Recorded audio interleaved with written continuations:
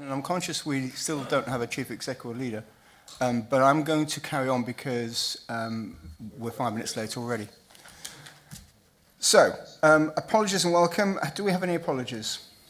Yes, Chairman, we have apologies from Councillor Alcott, Councillor Udall, Councillor Bastow and our Church Rep Tim Reid. Thank you. Second point on the agenda is any declarations of interest or any party whip. Now, I'm sure I don't really need to do this, but I am going to put on the record that I'm a district councillor, and we're going to spend quite a lot the next hour or so talking about district councils and county councils. So I'm just going to put that on the record. I'm sure I don't need to, but I just want to make, for transparency purposes, I'm just saying that I'm a member of Malvern Hills District Council and invite any other member, if they so wish, to say the same. Karen? Yes, thank you very much, Chairman, and good morning, everyone. I lead Bromsgrove District Council. We've got a playback. Adrian? Thank you, Chairman. Yes, kind of you to ask me to speak, because last time I came to one of these meetings, you didn't. I am a district councillor, just for the record. Okay. Ditto 3 at the back, and Josh and Natalie. As I say, it's a belt and braces. Marcus, we've got you. It's a belt and braces job, really. Public participation. No, Chairman. Okay. Confirmation of the minutes of the previous meeting. I'll move them from the chair. They're from the 18th of March. Conscious most of you won't have been at that meeting. Is there anyone actually who was besides me? Well, that's quite challenging then. How do we do that? How do we deal with that then, Hazel? Well, I guess Sam probably would be the best person, but how I've dealt with it before is I'd circulated the minutes to the previous members to check they were happy if they were still councillors. Sam? So in the other meetings, the Chairman have just asked if the other councillors are happy to approve the minutes as detailed and taken it from there. Okay, so I'm going to move from the chair, and I'm going to say, does anyone dissent from approving those as an accurate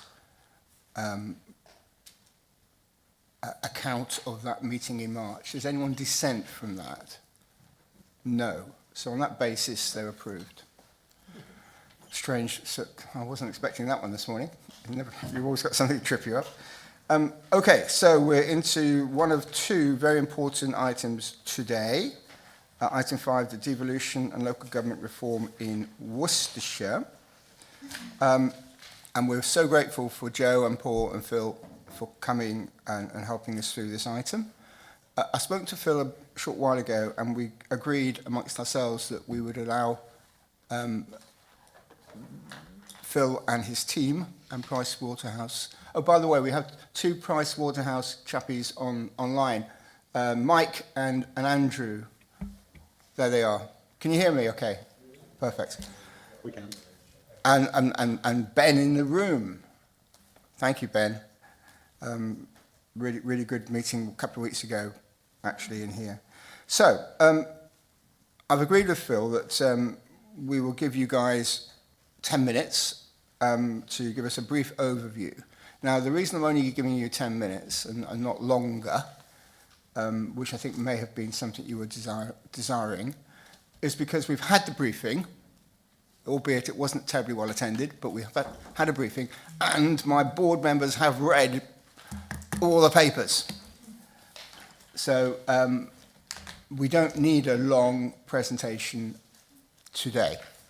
We really want to get into a question and answer session. So 10 minutes, Phil, and if you could in that 10 minutes particularly focus on the addendums, the amendments to the original documentation that was presented, and there's a couple of different things going, which is, I have to say, a bit confusing.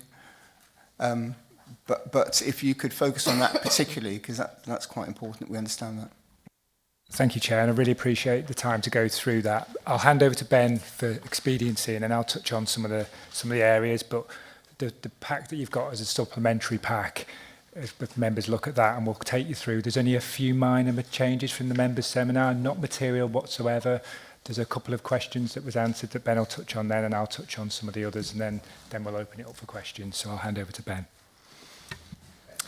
Thanks, Phil. Thanks, Chair. Good morning, ladies and gentlemen. So just quickly, in terms of those changes that Phil's just referred to be specific about what those are before I start my intro. So slide 11, Councillor May, I think last time we spoke, you spotted an error in terms of the way around the business rates were north and south. We've corrected that. You were quite right. Secondly, on slide 17, grateful to colleagues from Forest, particularly the Chief Exec there, who's provided a bit more context around district services, so we've updated that as well. And then there's another minor change on slide 23, but Phil, you're going to touch on that later. So there are a couple of tweaks from the original version that was circulated, but as Phil says, not material, I think, to the overarching conclusion from the work. So just a reminder in terms of... Sorry, can I interject? I am waving towards the chairman. So just for clarification, can we have it minuted then that 52% of the business rates come from the north of the county, vis-a-vis 48% from the south? Please, Chairman. Of course. Thank you very much. Duly done. So just as a reminder in terms of the process so far, so the process the government has laid out invited all councils to submit their interim plans in March, which duly happened in the case of Worcestershire. And since that time, Worcestershire County Council, following a decision of admittedly the previous administration, has been developing a business case for a single county unitary across Worcestershire.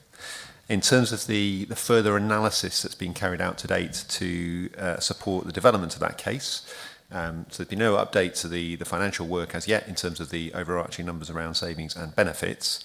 But what we have done at the request of the council is carry out some comparative analysis of other factors beyond the sort of financial. So looking in particular demographics, the tax base of Worcestershire, the potential impacts on borrowing, council tax, other local economic factors, and particularly demand factors relating to the statutory services, adults and children's services.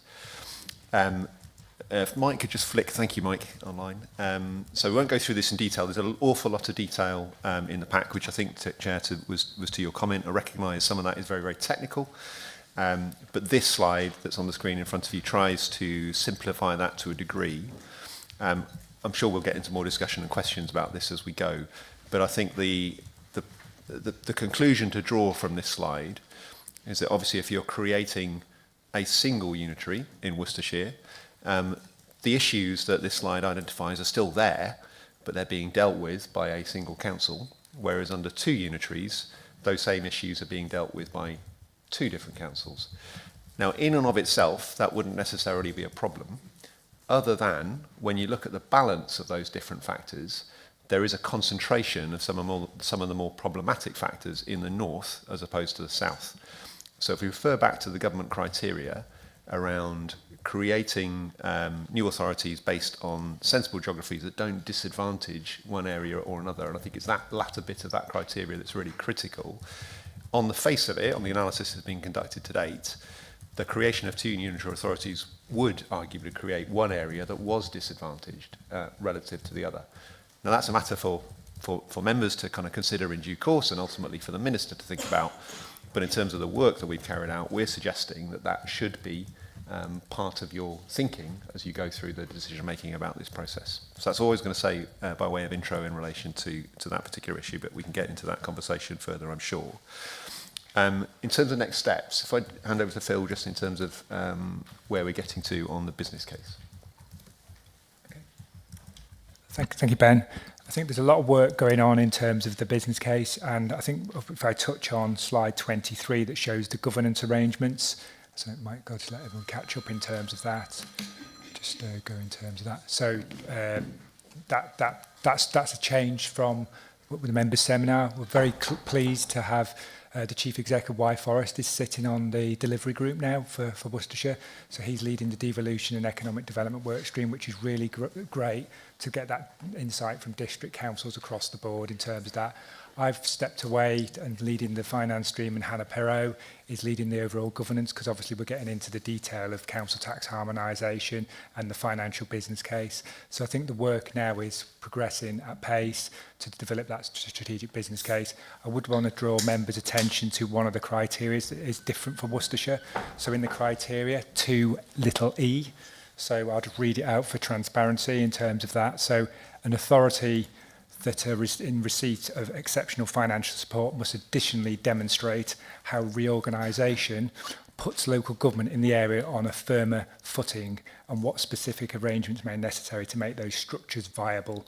So that is a difference. So if you look at the 21 areas across the county council, we are the only upper tier. There are other councils within the districts that are in EFS. We are the only upper tier of council in EFS. So that is, and our members will be acutely aware that we've got 33.6 million of EFS for this year, and we need EFS in the future. So we need to demonstrate how the future council or councils become viable. So that is really important around that demonstrating that fact to government. And obviously with the fair funding review coming in as well, we all know that the districts have not fared well out of some of the resource equalisation and the relative needs formula. So we need to demonstrate that in that purpose as well. I think they're just, I'll finally say, in terms of moving forward, we have one data sharing agreement with the district. So the 151's got a group. We are sharing data, so there is one version of the truth on data around assets, around staffing, around council tax. And we have a session tomorrow facilitated by the LGA around people that have been through organisation for the 151s to look at how we develop the business case in terms that we're working with PwC, but we're sharing that data, sharing that, and that's one of the criteria that the feedback from the Minister said around working and sharing collaboratively. We might not agree on the approach, but we're agreeing on the data and how we move this forward. So I just wanted to highlight that to members as well, Chair. And I'll probably stop there in terms of that, if that's helpful, in terms of hand back to Ben if there's any more questions. I'm sure there are going to be lots of questions. Thank you for your brevity, Phil and Ben. Is there just a quick point?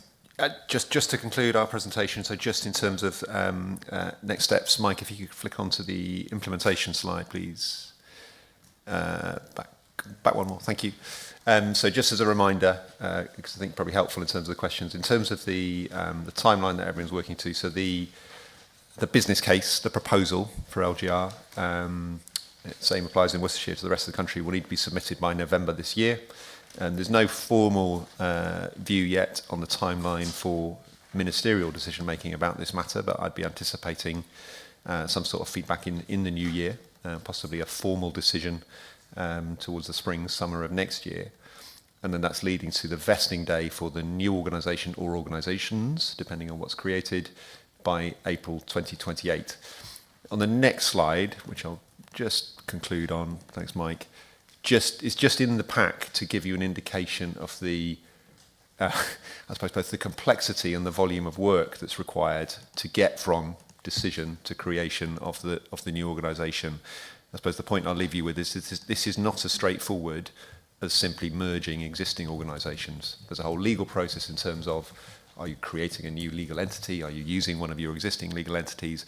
And then there are decisions to make about the degree of transformation that you try and deliver alongside reorganisation.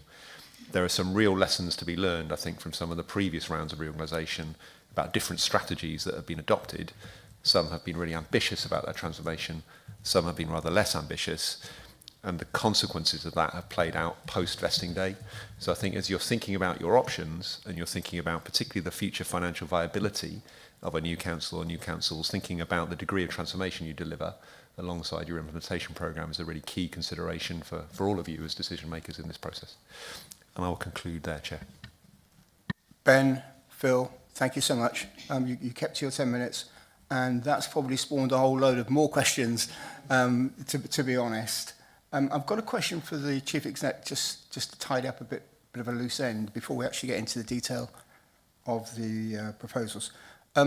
Paul, you sent an email to members last Friday, I think it was last Friday, saying, just giving us a heads up, I think, that you were intending to write to all staff, asking them to fill in a short 15-minute survey from memory, asking them to give some indication of, it almost felt like an old-fashioned time and motion survey, but I'm sure it wasn't that. Could you give us an update? I can. So in order to understand what your true costings will be and to understand where there might be options for transformation, you clearly need to understand what people do. So, you know, generally we operate on a process that is driven by outcomes as opposed to inputs. And there is a danger in that you make assumptions that, you know, so if I put it into real terms, how many environmental health officers will we need? How many planners will we need? In a new authority, if it was, we're working on the one model, so let's just look at one. When we're creating a planning department, how many planners are we planning to have in that? Now, if you're doing transformation at the same time, you might currently say across all of the districts there are, let's say there's 100, and you might think for efficiency, we want there to be 90. How do you know that's realistic compared to the workload that they've got? One way to do that is to understand what they spend their time on. What everybody that is currently working for us currently spends their time on. How much in meetings, how much in travel, how much in professional work, how much in administration, because it feeds into the data block that makes you more knowledgeable about the types of decisions you might make around business support, administration, about whether you have a centralised HQ or you have a diverse model of operation.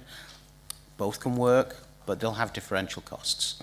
So what we're trying to do is effectively take a brief moment in time of a week's work effectively for people to fill out what have you done today, how long did it take you, is this typical of what your day is, and we do that over the week, and it will give us an insight into what are people actually doing. And we're also asking the District Council in Wyre Forest through Ian to think about doing that as well, so that we get this insight that will help us design the future in terms of what we think the size of the organisation will be, knowing the financial situation and knowing that efficiency and effectiveness is going to be paramount, and actually that transformation between now and vesting day, I think for us is of paramount importance.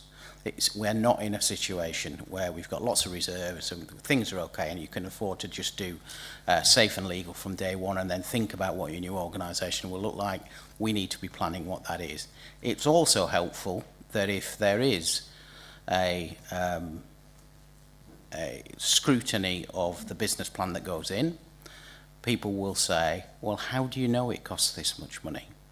And unless you can say, this is because we've done the staffing, we know what the pay rates are, we know how many people we're going to have, we know the organisation in terms of the way it's going to operate, that will give you a much clearer idea of what your costs are, rather than them just being a generalised estimate of what you think it might be. So that's why we're doing it, and that's what's happening. Okay, so that's really helpful, Paul. Could you explain why it hasn't taken place? It is taking place. It's just been delayed by a couple of days while we're just sorting out some of the administration of it. So we had a slight problem at the beginning of the week, but it should be underway in the next day or so. Have the unions responded at all? Yeah. We before we undertake the survey, Sharon and I met with the unions to explain the rationale for doing that, and they were comfortable with that in terms of that it's not around, as Paul has stated, it's around activity analysis. It's just a snapshot in time. That's caught my eye. Thank you, Chair. Paul, given your response I was going to ask about how the District Council officers feed into this process and when that happens. And you just said that Wyre Forest District Council are doing a similar study, but what about the other districts? I don't think you can just take one example of one district council. So when will the other District Council officers do a similar exercise, please? They're free to be included if they wish. You will be aware in this process, all members will be aware, that there is a very different view in some of our councils. And the pragmatic approach that we've taken is one that's been outlined by both Ben and by Phil, and I think is right. We have all agreed as chief execs that we will work from the same data. So whatever conclusion you come to at the end is based on the same data set, and I think that's right, and we've all agreed to that. Every council has agreed to that. We are political organisations. The county is, all of the districts are, and they're all sovereign bodies. And some people have a different view of what they want to achieve and are therefore not as comfortable about just looking at one option, which is what the county council is doing. So where people want to be involved in that and they come forward, we're happy to work with them, which Wyre Forest has done. The other councils haven't done that. And so your question, I would say, is raise that with your districts. If they want to come and be part of being involved and they want to do a survey of their staff, more than happy to do it. They know it's going on. They know it's happening. I have chief execs meetings most weeks about this. But we are working with the willing, if you like. It's a coalition of the willing. And you know, if they want to provide data, that's great. And the data we've got, we will share with the districts, all of them, not just Wyre Forest. So they will get the full data pack, and they have done already up to now. So I guess it's a matter for those organisations to say, if they want to be inside the tent, then come and ask us. I like that phrase. Listen, guys, we're going to try to keep the questions sharp and the answers sharp so we can get lots in. 3 or 4 people have already caught my eye. I think Marcus was first, then Karen. Yeah, thank you, Mr. Chairman. Mine's a very brief functional question, really, just in terms of the delivery group. I know that Ian Miller, as Chief Executive of Wyre Forest, has joined the delivery group. It would be helpful to know which officers from the county are actually on the delivery group, who's forming it, and what specific work streams they're leading. Yeah, okay, I'll ask Phil to do that in a moment. To be fair, I don't want to just say it's just Ian either, because a number of Ian's team are also on the different groups. So we have one on communities, we have one on finance, you know, so the 151s are all together. There is a multitude of people that are involved, and actually all the 151s are currently meeting, including Phil, to go through all of the finances. So there is a lot of integration. There just isn't on some of the key issues around what the footprint should be, and because there's a different political view from their organisation, and that's fine. We've just agreed to differ. But Okay, I can give you a list. Do you want? Have you Yeah, got I was that, going to Phil? say, Chairman, just about, it can come out by email afterwards. I don't Okay, think yeah, we can send it now, around. just We can afterwards send it would be around. fine. Yeah. It's in the pack. Slide 23 in terms of the, and I think Michael put it on the screen. So finances, myself, I'm the lead, and obviously we've got colleagues from elsewhere. Got a locality and identity work stream. It's led by Lisa McNally. Legal and governance is Hazel. Technology is Jeff Hedges. Communications is Joe Dalton. Workforce and culture, Sharon Booth. It's there in the pack. Hidden. No, The supplementary. It's there. Karen. Yeah, thank you very much and good morning, everybody. I think it's pretty disappointing for an item that is so important that we have 2 sets of papers that we've had to sit and track through the differences on, and really the opportunity was not taken in part of that presentation to actually cover off the differences. One of my issues, and we're not predetermined in Bromsgrove, we're saying show me the data. But in the pack that's dated the 24th of July, which was the main agenda, it says the district councils have not formally engaged with the process. The pack that stated exactly the same, district councils have only recently engaged with the process. Surely in a world where we like to take people with us, you form a narrative which is more engaging rather than pointing at our differences. And I'm sure our residents, if they're watching that, would be very keen to do that. In terms of, on page 42 of the original, this will include designating a continuing authority, which alludes to, and I recognise that, the county stepping in, which may have happened in other areas. On page 30 of the amendment, it says, if a continuing authority is designated. To my mind, considering this is a very much an accountancy-based piece of work, I'm very disappointed by the way it's been put together, with the massive gaps in the continuity and having to sit for 3 hours and track it. Thank you, Chairman. And I ask that, going forward, that we get a more concise piece of work. Thank you. Okay, so it's a yes or no to that request. So the request is, going forward, can we do it better? Yes, we will try. I think we've got to be very fair with the staff that are doing this. We are working at significant pace here. People are doing this in addition to everything else they do. We've not taken on any additional position. But you're right. Ideally, we want to send 1 set of papers out. I think it is worth saying why there were changes. The change was driven primarily by Ian Miller, who raised that point about continuing authority. And I have said all along to the chief execs, and we've said it in this chamber, that we do not foresee a position where we're a continuing authority, other than if the government tells us we have to be. So the county council is affected by LGR just the same way as the districts. All of the authorities are dissolved. Now, in the order that comes from the government once the decision is made. In some places, they've made a decision to say, well, we'll keep one of the organisations going to give safety and security as it passes over. I think that has some negativity around creating a new culture, which is why we've set out from day one to say that's not what we envisage. But ultimately, like with the decision, we don't ultimately make that, the government do. So if the government says, we've decided to go for one, and if it is one, we've also decided that in this round of LGR, we've decided that all those that are going to one are going to have a continuing authority model, because there are two, then actually that's what we'll have to do. So we're just trying to be transparent about it.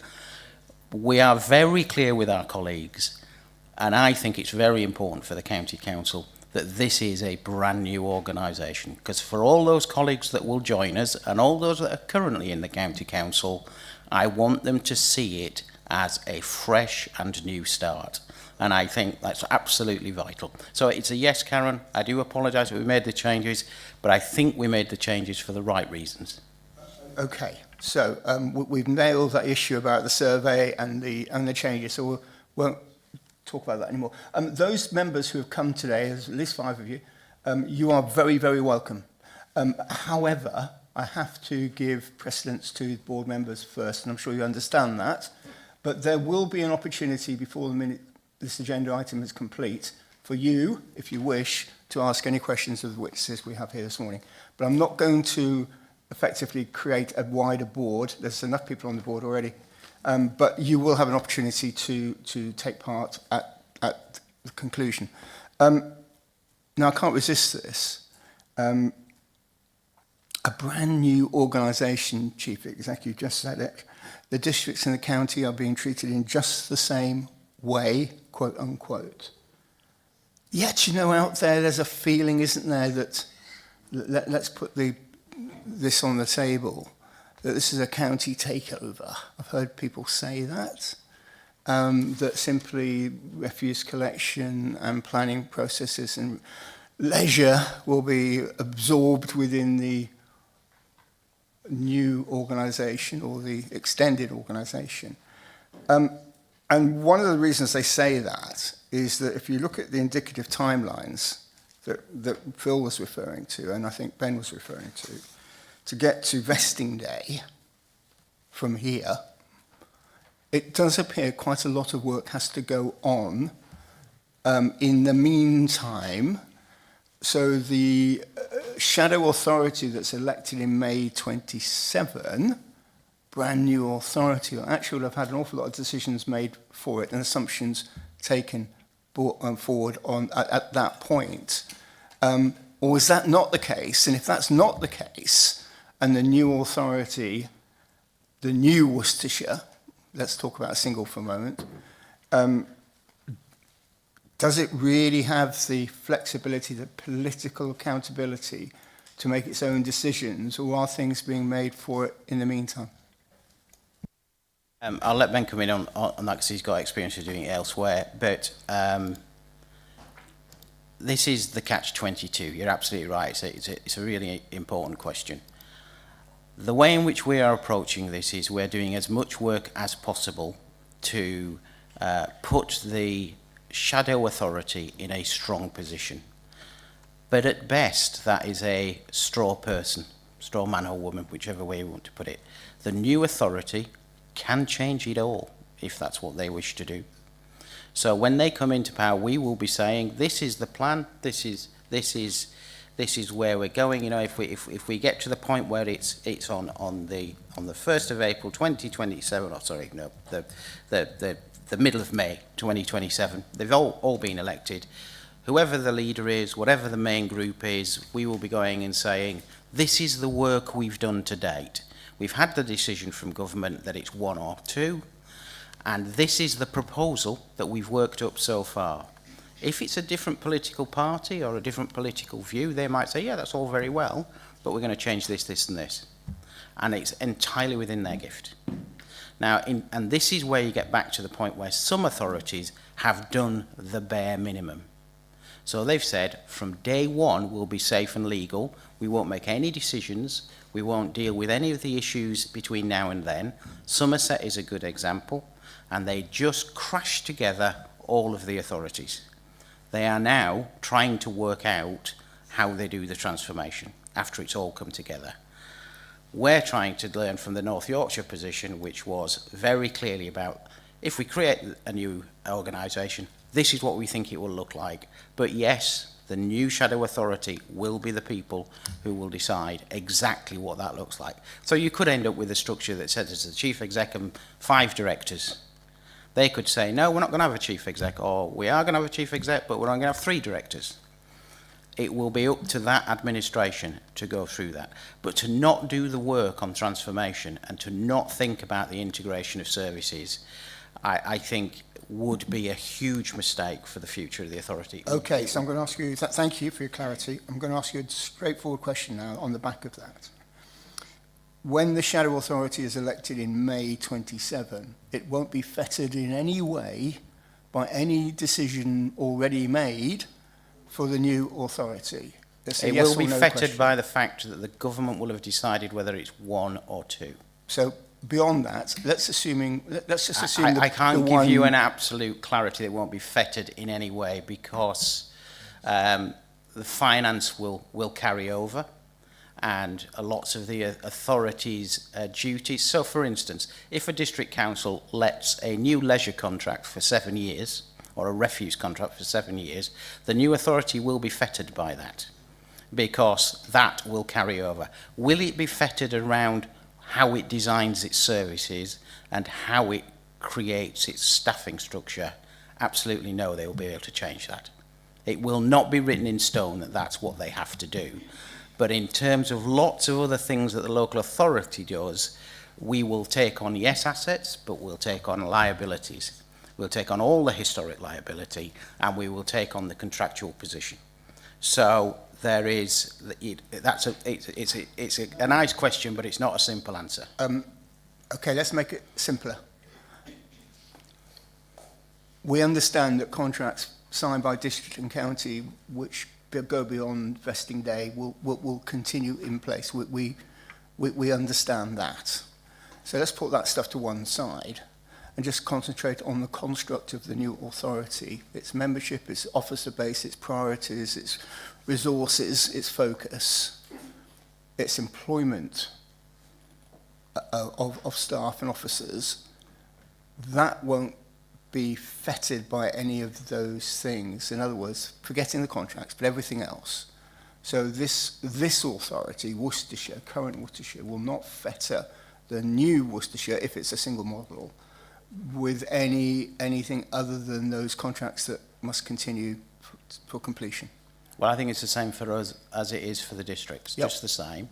The only way I can put that to you is you're not fettered now. There'll be no difference to how you are now. The powers under the Local Government Act will be the same.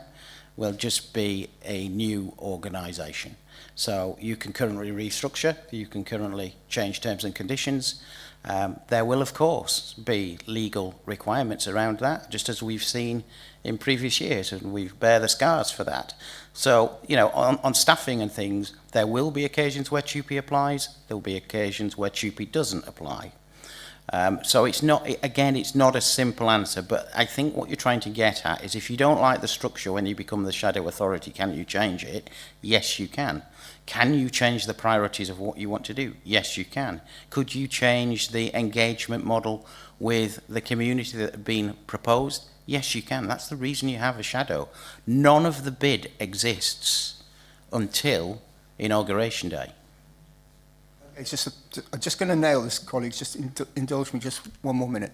Could we go back to the slide, the road to vesting day? Could someone get that back up on the screen?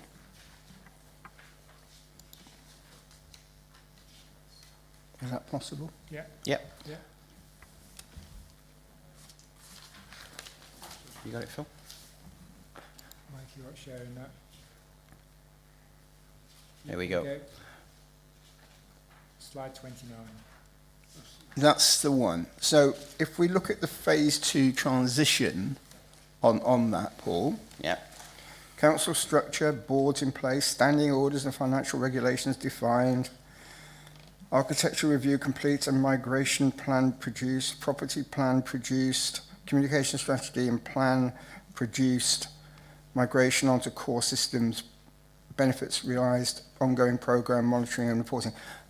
The transition period. But what it doesn't tell me at the bottom is the timescale. It just says that from November the 28th to vesting day, that's going to take place. But what I'm not clear about is actually the timescales relating to that, because just bringing back the point, Paul, some of the things you've just assured me about would appear to be things like council structure and boards in place. So those when will be putting in the shadow period, so it'd be the latter year, the last year before we go live. So that's the transition. Phase 2 then is the shadow year. Well, it will include that. It could be before. So we will do what we can do. There is virtually not enough time to do all of this. No. And so what we can't afford to do is get to the 28th of November, stop all work, and then wait to decide what the government comes back with. We need to be going forward with some of these things to understand, well, what is the IT system we're going to use? What CRM system are we going to use? What planning system are we going to use? Because there are different ones in different organisations. So we need to make sure we know, at least know. So that's why a lot of those say plan ready, communication ready. When you get to things like boards, there'll be no ability for Worcestershire County Council to put those boards and structures in place. That will only be able to be done by the shadow when that is elected. So this is a very high level presentation. There will be Gantt charts produced as we move past that position. And we are in a catch-22 at the moment, because how much work do we put in to the absolute final detail of one when we could find out in March next year that we're having 2. So, you know, there is got to be some reality, and we are focusing on those things that will generally be of use, whether it's 1 or 2, and as and when we get nearer to that point, we will start to really then hone in once the government has said what you can do. So, you know, Worcestershire County Council cannot decide what the ultimate structure is for that authority. It can suggest, but it can't insist going forward. You know, we could take a report to the final council of Worcestershire County Council that says this is the new structure and this is what we're going to put in. Day one of the other, they can say, well, we don't agree with that, we're going to change it. Now, why would that would be pointless, wouldn't it? Be absolutely pointless. We are trying to get to a point where the reason in this, and I think it's one of the few things that we've done it on, is we are doing whole member consultations in terms of the briefing we had last week, and we will continue to do those. So it's not just about the administration, it's about all members being involved, because we want the feedback about what do you want the new organisation to look like, because ultimately it will be a large number of you and the district councillors that will make up the new authority. You know, they're the politically active people in the community. It's likely a large number of them will be on the authority at some point. So getting their views now and trying to design an organisation that is sensible and meets all of these other criteria must be the right way forward. But is it cast in stone? No, it's not. Paul, we're listening very carefully to your answers.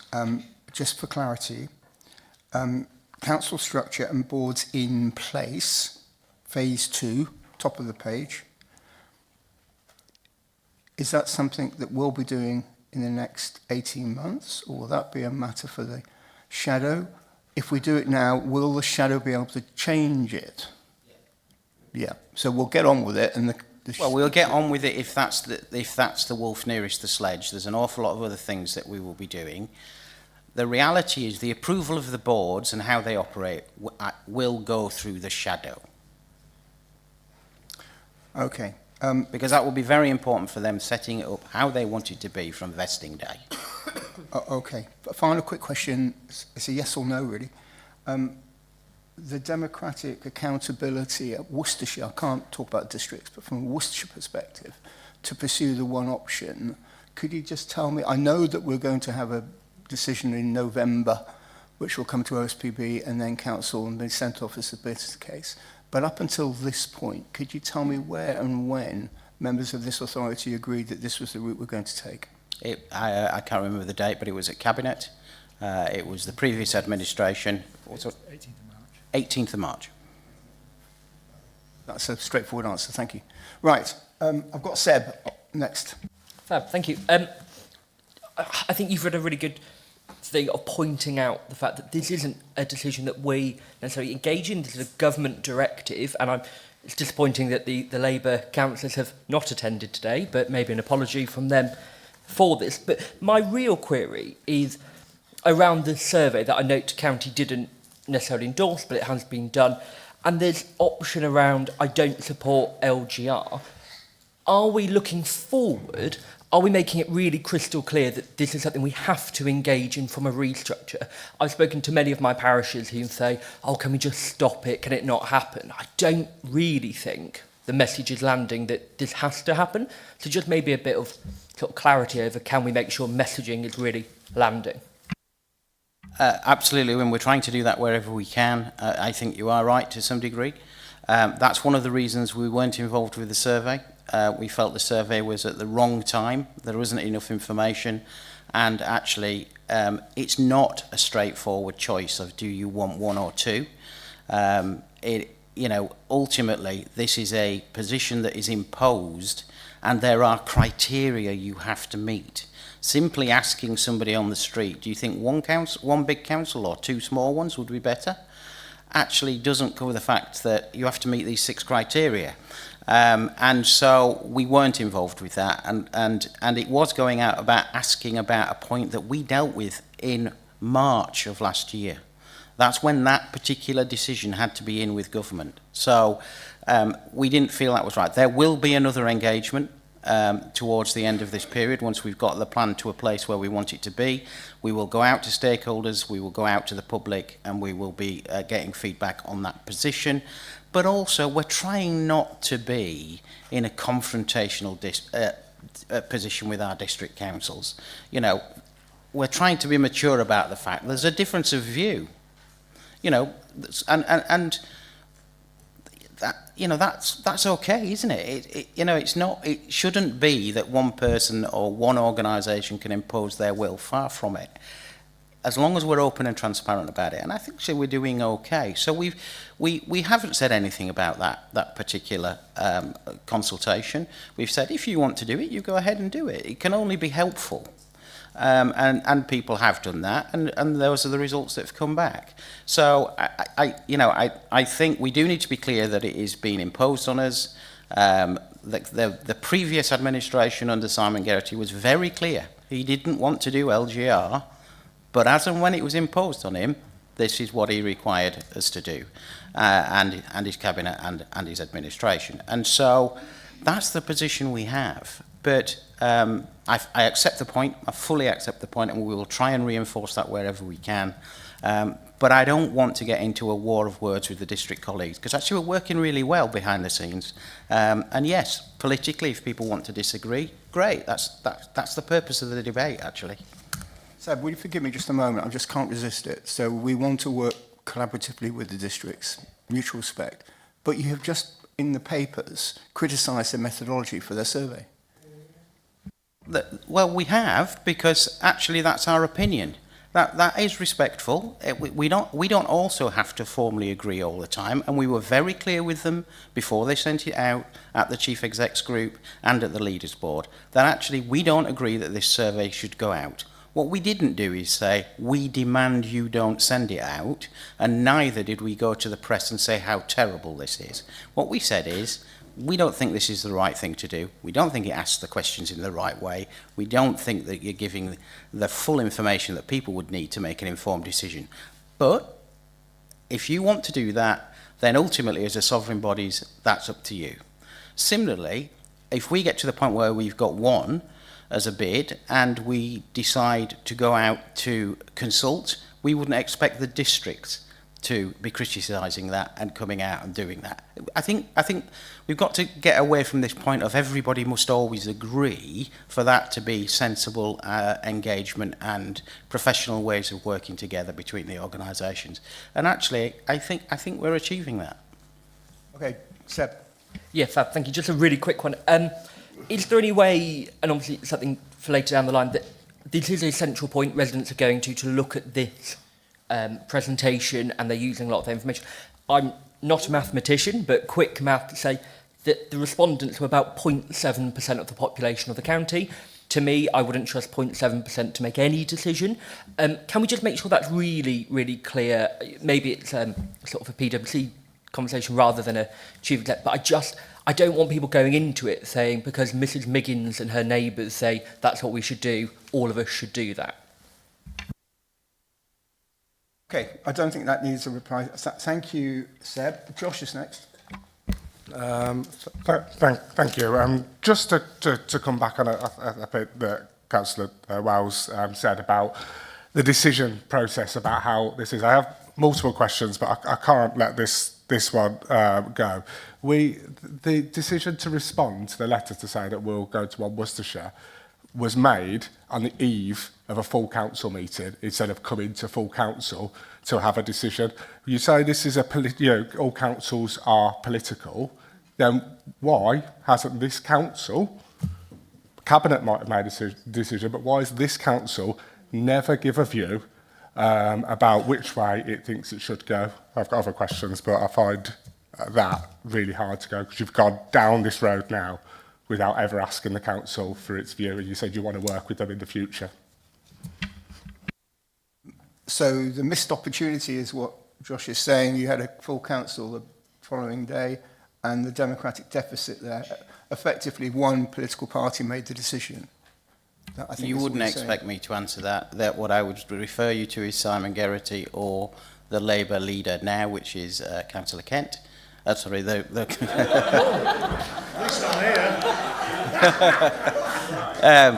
yeah, the Conservative leader. I don't know what. I must be getting old. But I just, that's not a thing for an officer to answer. That's a point you need to put to a politician. It is what happened. You're absolutely right. It is what happened. But that was the decision taken by the administration, and they were legally able to do that. That's the other point I would make. So they didn't have to go to full council. Whether or not you think it should have, that's entirely up to your view. But he was, they were entitled to make that decision. They did make that decision. What I can say is it is programmed in to go to full council before the bid is submitted. Sorry, just I have other questions, but on that point, it'd be too late by then, because I've been in councils for long enough to know that once it comes to the 11th hour, everyone goes, well, we can't really do anything else. And if it's a political question, if Councillor Monk wants to answer whether she thinks that was an acceptable way of doing it, please. Thank you for your question. I didn't actually sit on Cabinet at that point of time in my former role as a Conservative councillor. Perhaps things might have been done differently, but I think the Conservatives had the administration at the time. So, yeah, perhaps we should divert that question to the members that were sat on the Cabinet and ask them the same question. Okay, I suspect we're going down a blind alley here, and I think we're better, more productive things that we could be dealing with. But listen, we've got Hazel, and I'm sure Hazel's going to say there was nothing wrong with the process. I was just going to say that at the council meeting we did allow 2 urgent questions to be asked. I accept that it wasn't a formal agenda item, but 2 urgent questions were asked. And also it was open to any member to put in a motion. The white paper was published before Christmas. We were obviously all on tight deadlines to get decisions made, but any member could have submitted a motion to be debated at the relevant council meeting. And as Paul has already highlighted, it is a recommendation that was approved by Cabinet at the meeting in March. Actually, it was the 20th of March, my mistake. I passed down the line, it was on the 18th. It was the 20th. And one of the recommendations is that for the final bid, it would have to be a decision made at full council for that to be approved, with the relevant scrutiny panel being this one, for it to be debated here first. We're going to... Josh, of course. Sorry, I'll ask some other questions now as well, but just on that point, just to clarify, the letter was sent in the eve of that full council there, wasn't it? So I remember you had to work extremely late on emergency questions being put in. I think to say we could have put a motion in, we didn't know the view of the council until the eve of the council. So I'd love that point clarified. And again, we say we want to work with district councils, and I think it's been pointed out, the first line on that slide about the questionnaire said, may have been confusing to many. I think it is a dig. At least the districts have gone out and asked people. You say that we shouldn't be asking people at this time, but when you've got to go have some sort of view. If the council hasn't had a view, then you know that's one thing. The next thing is to say that the residents haven't had a view to even give you an idea to steer which way you want to go. There's also questions about the last OSPB about have those answers been questions. So there was the Redditch issue about if you doubled the number of councillors, would Redditch have 4 councillors per division? Has that been answered? The question regarding what would happen for if you wanted, towns and parishes, for example. My area is in the middle of Bromsgrove that doesn't have any parishes. So as it stands at the moment, everything from parks, leisure, street cleaning, anything it wants to do with poverty is coming to a new authority distant from its residents. I just think the whole thing has been put through without democratic accountability, and it is just Josh, missing so much. Josh, I need a question. And the question was? He asked a couple of questions around, Chair, around have these things been answered? I think we've got to be really honest with each other. We've said there's all this work to do. And the chairman has scrutinised me quite significantly about saying, oh, this is a fait accompli and you've already got a design up your sleeve and you're going to hold the due authority to it and this is what you're going to do. Couldn't be further from the truth. But then neither can we answer your questions at this moment in time. And if anything, you've proven the reason why we didn't support going out, because actually we can't tell people whether or not there will be local area panels, whether or not there will be parish councils, whether there will be town councils. We took the view, and it's different in the districts, and I respect that. Their view is, no, they wanted a general steer at the beginning, which is the point you're making. Okay. Our view has been, well, we didn't do that. Our cabinet took a decision, and we went to choose one, because actually the bit they've done the consultation on is that point. Do you want 1 or 2? What's the footprint? Our point is that decision's already been made, and therefore we are going to consult on what we think 1 would look like. Now, there will be the opportunity for you to make a decision at the 11th hour, because the districts are continuing to develop too. So there will be the opportunity, and I'm sure all of you that sit on districts will see that as well, unless between now and then, and they're doing some work at that point, they come up with a conclusion that they want to move towards a 1 Worcestershire position, in which case we'd all come together. So I don't accept the actual argument that you're making, because the district councils are continuing to develop that work. We're continuing to do the 1, and we've got a general agreement between us that we'll do the 1, they do the 2, we'll all use the same data, and at the end we'll give the politicians the opportunity to say, well, which one do you want? And we will consult on that. Our difference was that you need to go out to the public when you can say, well, it may be a single authority that's further away, but you'll have X number of area committees, or you'll have a town council, or you'll have this in your locality. We might operate on a diffuse model, which means there will be a one-stop shop in the centre of your town. Or are we going to have a centralised where there won't be? Until you've answered those questions in all of this work, it's very difficult to give it just a general member of the public who's not interested in politics, what will it look like? How do I know which I think might be better? And that's the difference in the decision. The districts wanted to go early and get a general feel, and they'll still go again if they've got 2. They'll have to go again, I suspect, to say, and this is what it looks like. And we'd already done that decision, and therefore we're just going with, this is what we think this 1 would look like, and we will take the feedback from what people say. And then ultimately, members will make the decision. Okay, I'm going to move on to Karen. Josh, if you've got other thoughts, I will come back to you. Thank you very much again, Chairman. The comment that was made about the survey and the lack of engagement from Worcestershire, it was discussed at the Worcestershire Leaders Board, where unfortunately we had no presence from the County Council. Can I just put something on the table here? Leicestershire went out to consultation, and they're a population of 1 million.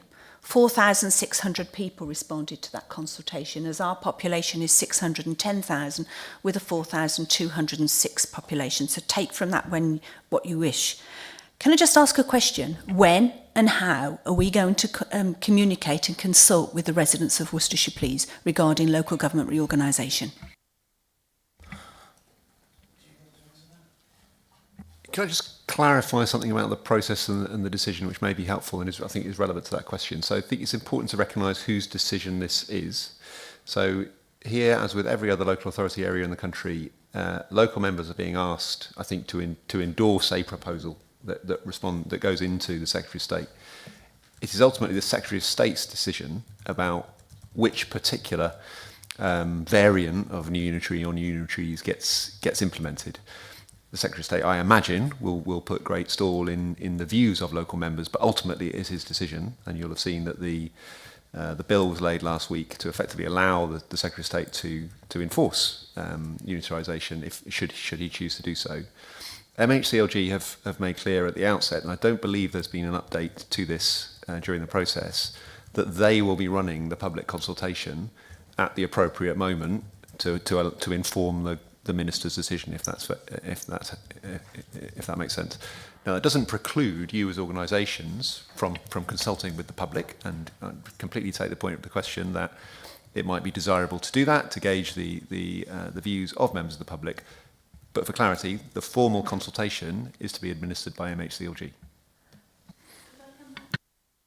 Could I come back, please? Because I asked this of the monitoring officer at Bromsgrove and was told quite clearly by the chief exec as well that there was a need within the criteria to consult with the residents. So I come back to the question, are we going to, as a local government family of One Worcestershire, going to consult with the residents of Worcestershire, please? And if we are, when are we going to do it and how are we going to do it? Okay, let's just be clear. So there are two things here. There is an element in the criteria, yes, of the 6 criteria, that says you must consult stakeholders. It doesn't actually say residents, it says stakeholders. But I would say residents are a stakeholder, and a big one. So we are planning to do that. So no doubt we are planning to do that. It will be, and don't hold me to the exact date at the moment, because it depends how quickly we can get the work done, but September or October. It will have to be in those 2 months, and it'll be of a similar period that the districts did, because we will need to be ready to be able to take the final things through OSPB and to the council in November. So we are going to go out with what we've done. The exact form of that and how we're going to do that, Jo is sat at the back of the room. She's working on the plan of how we will do that. Again, it's not the wolf nearest the sledge at the moment, but we know we have to do it. We want to do it, and we want to go out and get feedback on it. And ideally, the earlier the better, but we've got to get enough information in the plan to be able to explain all of these things before we go. And once we get to that point, we will then obviously look at the feedback and try and improve our bid in terms of the way in which we do that. Thank you. So we are intending to do it, but the formal consultation, that is only about what you put in your bid, remember. It doesn't, it's not a decision, it's not ultimately, what the Minister is really saying, and MHCLG are saying is, they want to know that there's been some kind of engagement. And they will then do, once they lay the order, they go out to a formal consultation with all of the residents on what is the plan to implement. If it's 2, they'll go out again for a big consultation, but it's done by the government. If it's 1, they'll go out and do a formal consultation done by the government. And that's where your point about saying will we be held to what happens going forward, the government will decide in its order about how this thing is created. If they get a feedback from an area that says they don't feel we've taken enough account of locality working, you might get something from the government in that consultation period that says, when you set up this thing, actually we want to change what you were planning to do and increase a bit more here or a bit less there or whatever else. So there is all manner of things that could happen. None of them are in our gift. but we will be going out on the bid to ask and get and get engagement from a large stakeholder pool. It won't just be the residents. Just picking that point up and just completing it. Some people would say, Paul, you're going to be consulting on a decision you've effectively made. So where will the timescale allow for, if we're going with October, September consultation, where will the timescale allow for any changes to be incorporated in the business plan, which goes in November? I mean, we're incredibly tight. It's not decisions that we've already made. We are making a bid. We're making a pitch to government. That's it. The government ultimately will decide what happens in Worcestershire. And that's the point that was being made earlier on. You know, ultimately, the government can decide we have 4 if they want, if that's what they decide nationally. They could come up with anything. It's unlikely, but, you know, it's not forced to be what we put in. You know, if they're, you've got to remember, they will look across all of the country. We are not just an island. In previous times, when places like Cornwall have gone, they've been a singular entity and nothing else is changing around them. For us, 21 areas are changing. Now, I think the government will look at some form of standardisation around what they're looking to do. So even though we might have the best case for 1 in Worcestershire, if they decide to go for 2 on counties of the same size, I suspect we'd get 2. Because if Gloucestershire goes to 2 and Warwickshire goes to 2, I don't think we'd go to 1, and vice versa. And so I don't think it's just purely about what we do and how we do it. I think the government will look at this in the whole, and they will look at the areas around you in which you sit to how that actually interrelates. So we are dealing with a huge amount of uncertainty, and you're right, we're trying to plot a way through this. And we're trying to say, we said very early on to the previous administration, we simply do not have enough resources to do 1 and 2. We just don't have the resources to do it. So if we want to do this right, and we as an authority, unlike many, have never done any work on LGR because we weren't interested in it. Lots of other councils, Warwickshire is a classic example, they've had 3 goes at it. And so they've already got the plan. They've already got 2 or 3 plans on the thing, and they're just dusting them down and polishing them off. We've never looked at it. And so we are starting from a long, long way behind. Yes, we've taken on the help of PwC, and we absolutely had to do that. But we haven't taken on additional resources. If you look around the country, others have set up new directorates for LGR, brought in a very expensive staff. So I accept that we are pushing down a singular own. We are very focused. Where will the time be for people to make the changes? It will actually be after the bid's gone in, because nothing is going to happen for 6 or 9 months, I suspect. And once people have seen that bid and they've seen the other bid, they can make their representations to government, because ultimately they're the decision maker. They'll say, oh, this is your 2 and your advantages, this is your 1 and your advantages. What do you want to do in Worcestershire? Make your bid to the decision maker, not to the bid writer. Okay. Karen, you okay on that? That was the line of inquiry you began. I'm going to... No, let me just go around, make sure there's no one who wants to speak. Josh wants to come back, but before Josh comes back, I'm just going to invite Jenny and Dave and Marcus, or my Vice Chairman, Roger. Have any of you got any questions at this point? Josh, I will come back to you, but let someone have a first go. Vice Chairman. Yeah, this is a question to Paul, really. You mentioned earlier about going out for a survey from Worcester County Council to all the residents. Who will be framing that consultation? And will we see sight of it before it goes out through OSPB or not? Will be an engagement,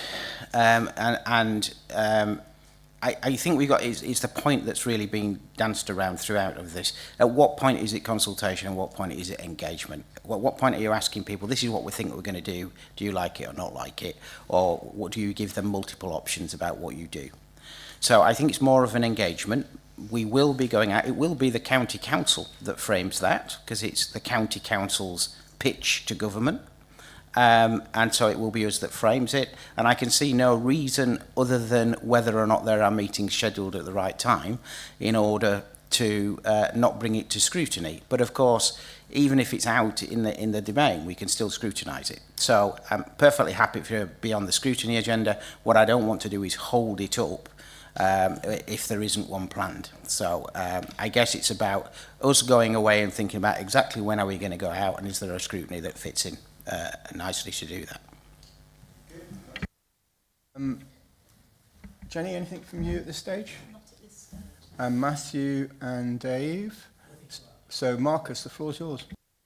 Thank you. And of course, whilst this board shouldn't be overly political, this is a political question, so it's directed to the leader. And after all, we are all politicians.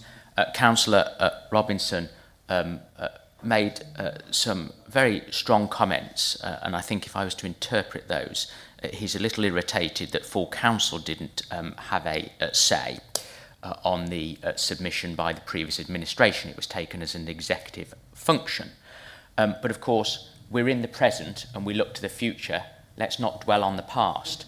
We've had a full council meeting in May. We've had one in July. Officers are doing a whole piece of work predicated really on a one unitary district. Some districts take a contrary view. It'd be really helpful to know the policy position of this administration as to whether their officers are engaged along the right track or not, i.e. does the new administration support one unitary authority or a north and a south? Yes or no? Joe, I'm sure you realise you're going to be asked that question this morning at some stage. Thank you, Chair. Thank you, Councillor Hart. Of course, we're looking at all options. We still haven't made a decision. We have time still to do that. We have a meeting tonight. We have a Teams meeting with all 27 of us county councillors from Reform. We're going to be discussing this topic. So we will be bringing that forward. So I can't give you a yes or no answer because we're assessing all options, primarily the 2 versus 1, as is everybody. And we will be making a decision shortly after we've discussed it between us. Thank you. Supplementary, if I may, Mr. Of Chairman. course, Mike. Yeah, that's a fair enough response. When will we have your policy announcement? Well, we haven't got an exact date, but I'm sure it will be around September time, in good time to discuss it with everybody at Council and OSPB again. Thank you. Just to complete that thought process. So we're in a situation, Joe, today where the council administration is yet to make its mind up, but officers are charging down the road of a one Worcestershire in all their efforts. That seems that dichotomy troubles me, and I'm sure many other people, because Marcus is dead right. You know, this is a political decision, not an officer decision. They do the work, and as yet they haven't had a steer from the new authority as to what they should be doing. Is that a fair representation? Can I come back to you on that, yeah? Okay. So the officers have been doing work, and they have been doing it looking at one Worcestershire. They have been looking at 2 Worcestershire as well. And they have got a steer. So our cabinet member is on a forward planned annual leave, so he can't actually comment on that. So as I've said, we will be making a decision later. But we are looking at all options. It's more district that are looking at 2. I know Redditch are looking at 2. I know Bromsgrove are on the fence a bit, but looking at 2. I know some other districts have made their decisions already, but we are still open because we want what's best for Worcestershire, not just what's best for us as one Worcestershire. Joe, I do sympathise with your predicament, but on the other hand, if you're telling us that it won't be till September that the administration takes a view on this, are you realistically expecting your officer corps in October and November to work up a 2-version submission in 8 weeks? I'm sure they're quite capable of doing that, but I think they'll be looking at the district views as well, which have done work on this. So I think they're quite capable of performing that. Thank you. I'm looking at Ben because I can see his brain cells chugging. Now, only if you want to, Ben, from your perspective, PricewaterhouseCoopers, what would your take on that be if the administration were to decide in September that they didn't want to pursue the one option any further? Where would that leave you? I just wonder. Yeah, happy to answer. So I think it's a question of detail. So if you constrain the time available to develop an option, of course you can develop that option, but you'll be able to go into less detail, I'd say, over a short period than you would with the period of time that we've got at the moment. But I think if you think about the situation that you've got in Worcestershire, you've effectively got, for the time being, the County Council has an established policy position in terms of pursuing or developing a case around one Worcestershire. As I understand it, a number of the district councils are developing alternative options, which is a sort of two Worcestershire model. So I can envisage a position in which two proposals come forward, at least two proposals come forward from Worcestershire to the government. So I don't think it's necessarily the case that the County Council, should it change its policy position, would need to do all of that work, because there would already be a two-unitary proposal going forward to government. It might choose to, but it wouldn't necessarily need to, I suppose, is my point. Ben, thank you. I'm a little confused. Your consultancy, I'll come to you for a moment, Paul. Your consultancy have worked out what you believe to be the best option for Worcestershire, the best financial model for Worcestershire. Are you seriously saying that in September you could take an instruction from the administration to put that all in the bin and come up with a plausible two Worcestershire version? So we've already carried out analysis to look at 2 versus 1 as part of the commission that we were asked to look at. The decision that you as councils make in terms of which proposal we'd want to put forward is a matter for you. There is in terms of the analysis, I would suggest there's a value judgment to make about whether you put in one versus 2. But of course you could make a 2 unitary work. That's not under debate. It's just a question of which do you think is the right option for your geography. Very interesting, Paul. Just a quick one, then I'm going to move on to these guys over here. Well, it's just on that point. We all know that 2 can work. It comes down to which meets the best criteria. Is it 1 or is it 2? On the criteria set, and I've said this many times, if the government changed the criteria, you come up with a different answer. But on the 6 criteria that they have set, we believe, and PwC are telling us, that the justifiable basis to meet those in the best way is 1. Now, if we get to the point in September where there are decisions made that we're going with 2, I suspect we will close down our work with PwC and we will work on the basis of what the district councils that wanted 2 have worked up, who are working with mutual ventures and are putting together a bid around 2. Because the reality is, whether or not that case is better than this one, if the political decision is we're going with this one, then that's the political decision. I mean, that case will exist in our archive in the fact that we believe it's cheaper and it meets the criteria better and it does various other things. But ultimately, you know, we're in that. This is why it was vitally important that we work off the same data set and that we are working together behind the scenes as officers, because effectively it's the same for the districts. If ultimately it ends up as 1, they're going to use the 1 model that we're going with. If it ends up with 2, we'll use the 2 model that the districts are going with. For Worcestershire overall, we're covering the work off for 1 and 2, aren't we?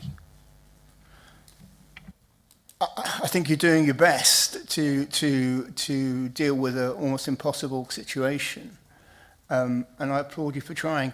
The truth is, September's only 5 weeks away. It sounds like it's miles away. It would have been helpful, wouldn't it, with hindsight, to have had a full council debate and decision on this a month or so ago, to give you time to work up without the potential crisis point where we actually put everything in the bin and jump behind the district view. Phil? Just touch on the financial aspects as well. In terms, obviously, members will be very aware that we've been working through both options, and the options appraisal we took through and submitted to government had of the options of 1 versus 2, the net annual savings and the one-off costs. So the criteria, there are 6 criteria, so completely agree with what Ben and Paul have said. So there's no work wasted in the bin. To paraphrase Chair, the evidence will be is if there was 2, the financial benefit, the financial savings will not be as great as 1. That is a fact. And as Paul said, we've got a clean data set so we can make that value judgment on that case. And that's one of the options that the government will have to look at. But obviously, for members of all councils, you've got to be aware of the criteria that I said before around we are in EFS, so we have to make the best financial decision for us to make it sustainable in the longer term. So none of this work is wasted at all. Okay, Hazel? Yeah, it's just to remind that obviously the council meeting isn't a meeting of just the executive, it is for all members. Therefore, it is open to any member to put forward a motion that they would want to be debated, and no motion was received to suggest that they should be debated at the July council meeting. And then just on a point of clarification, and I don't like doing this, but the letter from the government was dated the 16th of December. That was the issue, I think, that whether or not the councils wanted to postpone local elections. That was the decision that needed to be a letter to be sent by the 9th of January. So it was in response to that letter, I said that councillor could have put in a motion for the January meeting. We didn't get one, but we did get 2 urgent questions the night before. I think we've done that issue as well as we can. Hopefully now go on to some other subject areas. I've got Seb and Josh. Josh first, then Seb. Sorry, I just got that clarity. Thanks for that. I'll come back to that. I feel like we don't look back in the past. So, but I don't agree that I think there was a democratic deficit that we didn't have it at full council, and now we've got a new administration that hasn't got an opinion yet about which way it's going to go. I just don't. I really. Josh, I need a question. There'll be a question. There's a question. There's a question on that. So I think I just think we should have had. Actually, I think it's just amazing. The biggest decision we're probably going to ever make, and we don't have it. But you just a chief executive. You say that you haven't got the answers to some of these questions, and we're 4 months on from March, and we've got less than 4 months to go. But I presume, if I remember correctly, that letter said that we could, if we postponed elections, get all this sorted very quickly. So how can we have said that in one thing and know that we could have got all those answers very quickly, but 4 months on, we don't have very simple, to me, answers to some of the questions? Good question, because it depends in which order you do it. And the things that you're talking about were not the primary things on the work plan to do at the moment. So we have time to do that. Lisa, who is sat behind you, Lisa McNally, is doing the community engagement work. So she has a team of people from the districts and from the county and Calc and various other places that we are going out and talking to about how would you want to see, if it was one council, how would you want to see local area arrangements? What would you do? Is it town councils? Is it parishes? What if they're not parished? How would we do it? Is it area committees? What powers would they have? There's a million ones, and so we've got more time to come up with more detail and understand what those costs would be. If we were going on the shorter timeline, it was not actually that much shorter, because in reality we would have had less ready for the shadow position, because effectively we would have gone to shadow next year, but you would have still had then that year to get all of these things in place, working with the shadow to deliver it. So effectively, it's, you know, we will only have the same amount of time really from when the government tells us what the answer is. We won't have any more time.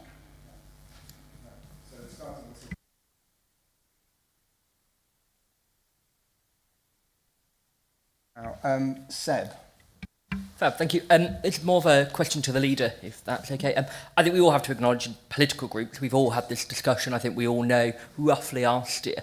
Can I just gain some reassurance from you that whatever your outcome tonight is that members perhaps find out first. I know on other committees the press have found out before scrutiny panels, and it's been really difficult because then a steer has gone with an opinion.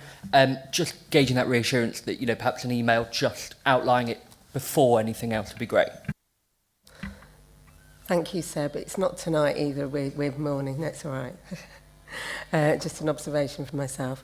No, we will reassure you. We will get back to you as soon as we can. And it may be before that date. So, okay, thanks. I think it's really important that something of this magnitude is shared with members as a courtesy before anything we read in the newspapers.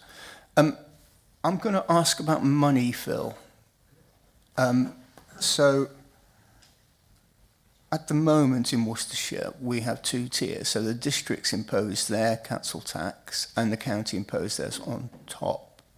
My recollection is that the people in the south of Worcestershire pay rather less to their district councils than perhaps in the north. Is that correct? That assumption being agreed, what do you think, crystal ball time, but it's an important matter, what do you think the council tax might look like in 2 years' time if we end up with a one Worcestershire? Would we see a step change? Would this be an opportunity for a step change, particularly in the south of Worcestershire, to perhaps get closer to the national average?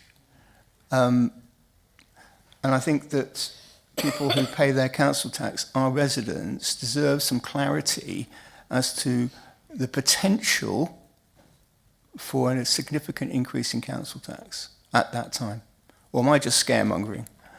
I'll answer your question, and it's a really complex issue. So harmonisation of council tax. So let's be clear, Worcestershire, there's lots of different council tax. So the county councils for 25-26 is 1,615.80. You've got Bromsgrove 257.48, going down to Wychavon, which is 128.74. So there's a number of factors.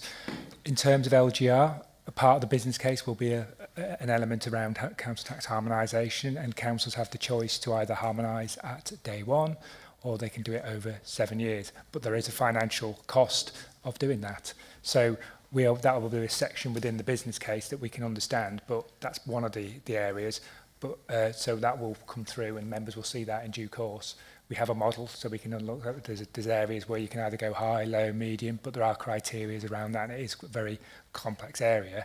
I think one thing just to mention, just to be aware of that, the future decisions around the financial constraints of the future councils or councils, the fair funding review that's just been announced, its consultation ends in August, has got for next year resource equalisation area. So for the county council, we will lose resources if we don't maximise up to 5% in terms of that. So we'll know in terms of the business case around what the 3 years will be. So we'll bring that back to you, and there'll be options around that. But in previous rounds of organisation, I'll give you a real example. Dorset harmonised up from day one. BCP, they didn't. So they did it over a number of years. They lost 14.8 million income a year when you do that. So there's a decision to make that members will make that decision around council tax and that view. But it's an area that does need significant consideration, and we'll be addressing that through the business case. So you seem to be agreeing with me with my presumptions about council tax base in South Worcestershire. My question wasn't so much what the council will achieve in additional revenue, but what the hard-pressed residents of Worcestershire will have to pay as a consequence of this amalgamation, particularly those in South Worcestershire. And I'm asking you the question, assuming we don't go with a 7-year period, and I don't think we will we? Because I don't think we could afford to do that. That's really off the table. That would be a member decision. Yeah, but it's unlikely. Assuming that's not going to happen, and I can't imagine how it would, then we will see a step change in council tax, particularly in South Worcestershire. And if the answer is no, why not?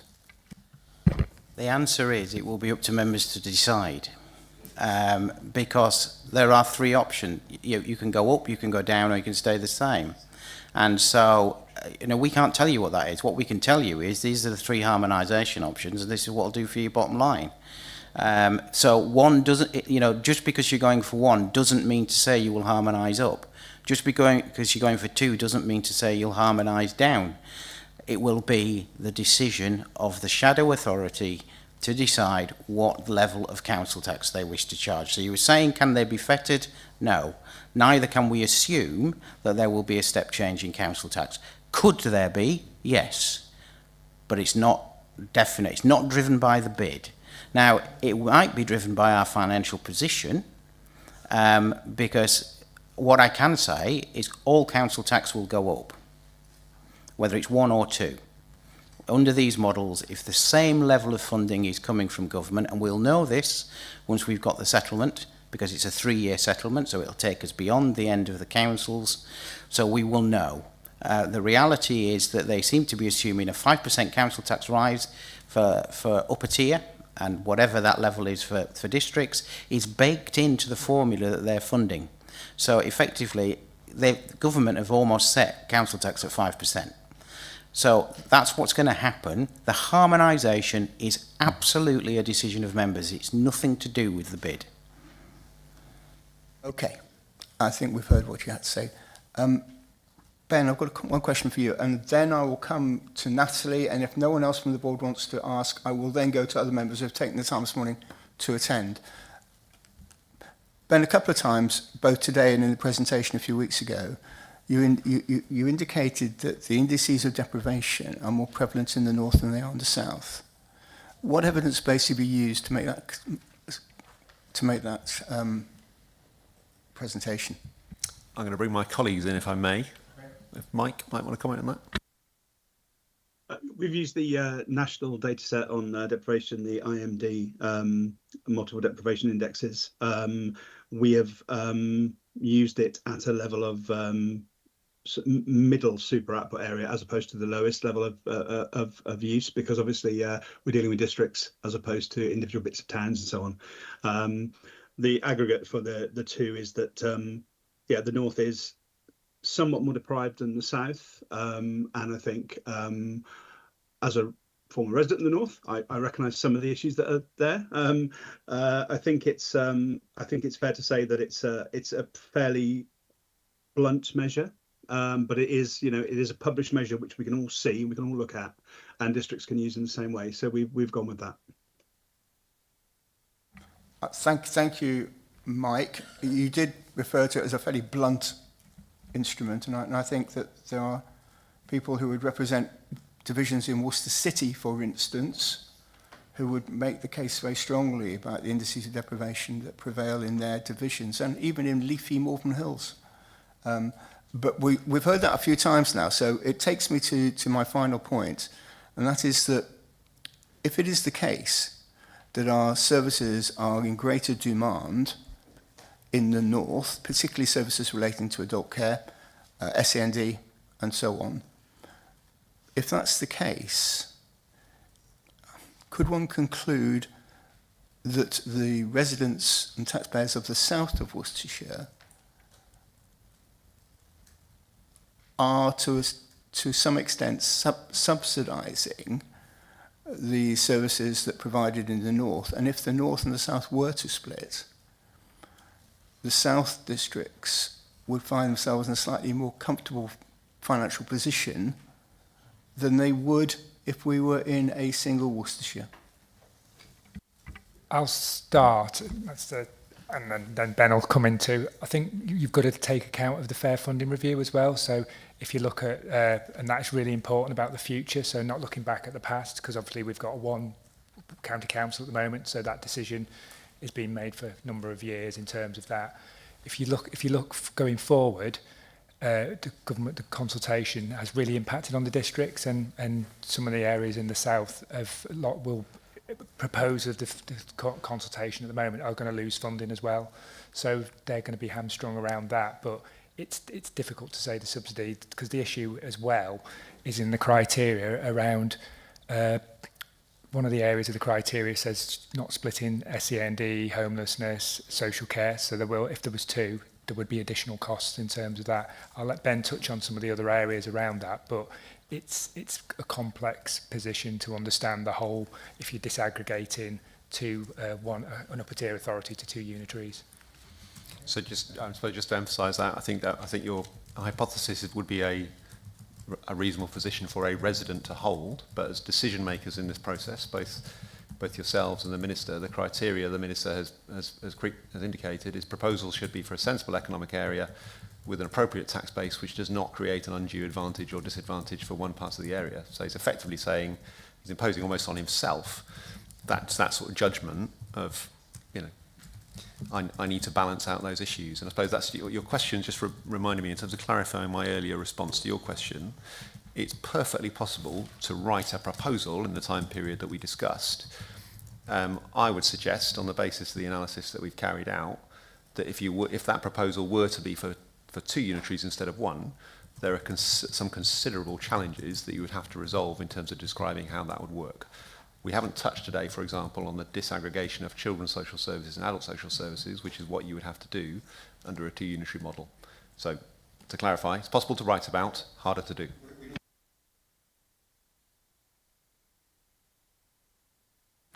I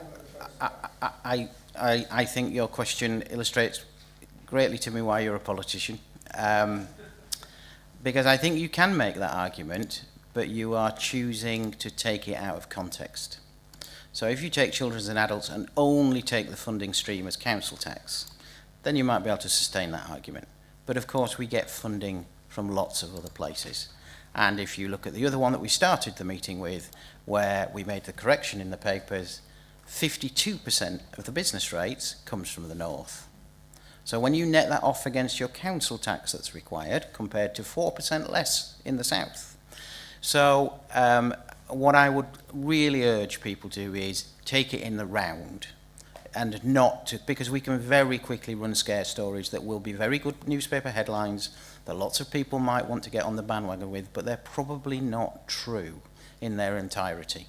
And so, I think we've just got to be careful with this, because I do understand the point you're making. I can understand why residents would be concerned about that, and I think that's an important point. But I also think it's really important that we are clear about that. Then we're not just creating things. Can council tax go up? Yes. Will council tax go up? Yes. It will go up with both models.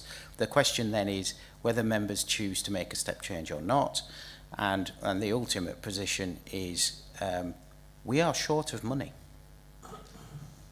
and both models will be in future. Okay.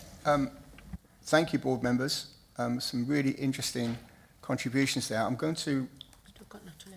Oh, Nat, I apologise. Natalie first, and then I'll go to the other members. No problem. Thanks, Chair. So, link in from one of Tom's questions, I did have a question about efficiency savings and how they will be considered alongside a sense of local place and identity. I think that much has been made of efficiency savings, but less of the importance of local place and identity and the impact on people. So I'm interested to understand that process. Now, I know that the County Council are keen that we hear the voice of experts by experience, because I just did some excellent online training around autism and learning disabilities, where the voice of the experts by experience was front and centre. So my question was, how do you intend to engage the expert knowledge and experience of district councils as the experts by experience to address the issues of efficiency savings versus the importance of locality and identity? Now, I think you might have answered that in one way or another, Paul, when you said that Lisa McNally was leading on liaising with the districts to ensure their voices and immense experiences heard. So I just wanted some clarification on that. But just quickly following on from that, who's expected to comment and lead on the disaggregation issues, including SEND, children, adult social care, highways, public health, etc., and what level of engagement have we experienced so far from the ICB on those issues? Sorry, that's a really long and complicated question, isn't it? Several questions. Okay, let me try and break that down. So on the first bit, I would take issue with one of the statements you make. I think we're equally, as a county council, experts on dealing with people directly. It doesn't get any more local and place-based than providing care into somebody's home. So, there is this perception that we're somehow distant and nobody knows who we are, and yet we're doing every road, we're going to people's houses, we provide the schools that children go to in their localities. I do take that. I do take issue with that. Do we want the views of district councils? Yes, we do, because they do different services to us, so we get a richer mix. But I wouldn't discount the county's knowledge as well. Ian Miller is and his team are on the working groups, and we are working with parish councils and voluntary bodies, etc., to look at what are the options for that sense of place. And I think your point is a really good one. We want to preserve the sense of community and the sense of place. And I think we have to be honest that that's not always the scale of a district council either. So, you know, Bromsgrove as a town will be a place where people see themselves. Redditch as a town will be. Droitwich, Evesham. That doesn't mean it's the whole of Wychavon, because when you get to that point, Droitwich would see themselves in Droitwich, not necessarily in Wychavon. Pershore would see them separate from Evesham. So actually we're looking at that level, about what's that level of engagement if you're a citizen. Where do you know, if somebody says, where are you from? You don't say Wychavon, you probably say Bromsgrove, or you say Evesham, or you say Worcester. So that's the kind of thing, and Lisa's behind if you want to talk to her afterwards, by all means. That's what we're trying to look at, is what would be, not what's sensible to us, what do people, when you ask them, say where they're from, what their community is. So we're looking at it and how we can do that. ICB engagement, we have talked to the ICB. They will be part of the stakeholder position. But of course, until you can tell them how you're going to operate, it's very difficult to give them to give anything other than a general view. So we are intending to go out once we've got a bit more detail on our operations, particularly on our, is it a diffused model or is it a centralised model? That will then start to talk to those big partners, police and the ICB.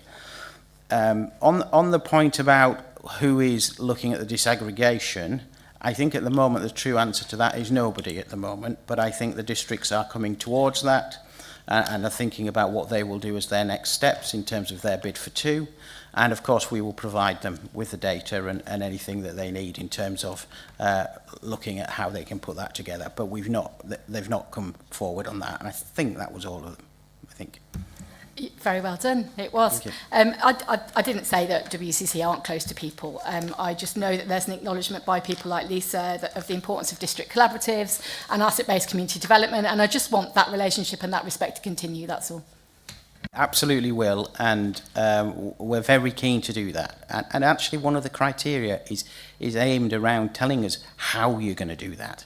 And that's the real question. Actually, it's easy to talk about the principle of it, but actually, how would we do it and how would we make it work? In lots of the areas, we've already got parishes and town councils, so in some ways that's already there. But what about those areas that don't?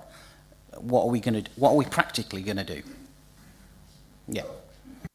Just one point, just to add to that, in terms of one of the criteria does say around how does structures, the new unitary structures, prioritise high quality and sustainable public services, particularly mentioning social care, children's, adults, and pretend and homelessness. So one of the things we have to really take in consideration is the dedicated school for grant and high needs. So that's growing. We all know that's growing. It's 98.2 at the end of last year. It's going to grow to around 300 million, I would suggest, if by the statutory override. If you split those services, that debt will be inherited by the successor councils. So we have to understand how do we improve our SEND services with and how does that most sustainable as well. So that is being looked at, and that will be captured in the business case as well, because there are these unintended consequences. And we're talking about 300 million. That's a lot of money in terms of that. So that's one of the criteria which the business case will have to justify, because the government are well aware of disaggregation costs more and it has an impact on service delivery as well. Okay. Nat, you okay? So I'm just, in terms of time management, I'm intending to complete this part of the agenda by 12 o'clock. So we've got 15 minutes or so. Martin has caught my eye first. Yes, thank you, Chair. Good morning, Councillor. I've got 2 quick questions, so I'll be as brief as I can. You mentioned earlier about staff surveys had gone out to our staff at the County Council, and that other district councils could also do that if they wish to. Have you written to them suggesting that it would be very helpful if they did? No, I haven't, but I have mentioned it at the Chief Execs group. But I can do that. I think there is generally a view that they're also very, very busy, and I think they will choose to do this at a time that suits them. That's not necessarily at the time that suits us. But I can write to them. I haven't yet, but they are aware. Okay, thank you. I think it would be very helpful if you did write to them and this committee saw sight of that letter, because we don't want to have the district council at some point saying they weren't given the opportunity to engage in this. And my other thing is, I mean, it's a mission really that my group, and I think other groups in opposition, have missed a trick here. For our residents, we should have asked earlier in the year, as part of a motion, to have a steer, certainly from Reform, whether or not we should go for the one or two option or explore both, and at least find out what Reform's position is. So is it worth us having an emergency debate so you can be given a clear steer by this council what this council wants you to go forward with at the moment? I'm going to come to Hazel, if I may, because there's the practicalities and standing orders and constitutions to be considered. Thanks. Yeah, I'm going to have to look up. So we could consider whether or not the council did want to call an extraordinary council meeting. Just conscious that we are now in the holiday season and the practicalities of getting that arranged for members to be present. But I can take that away as an action to look into as to the process as to how to set it up.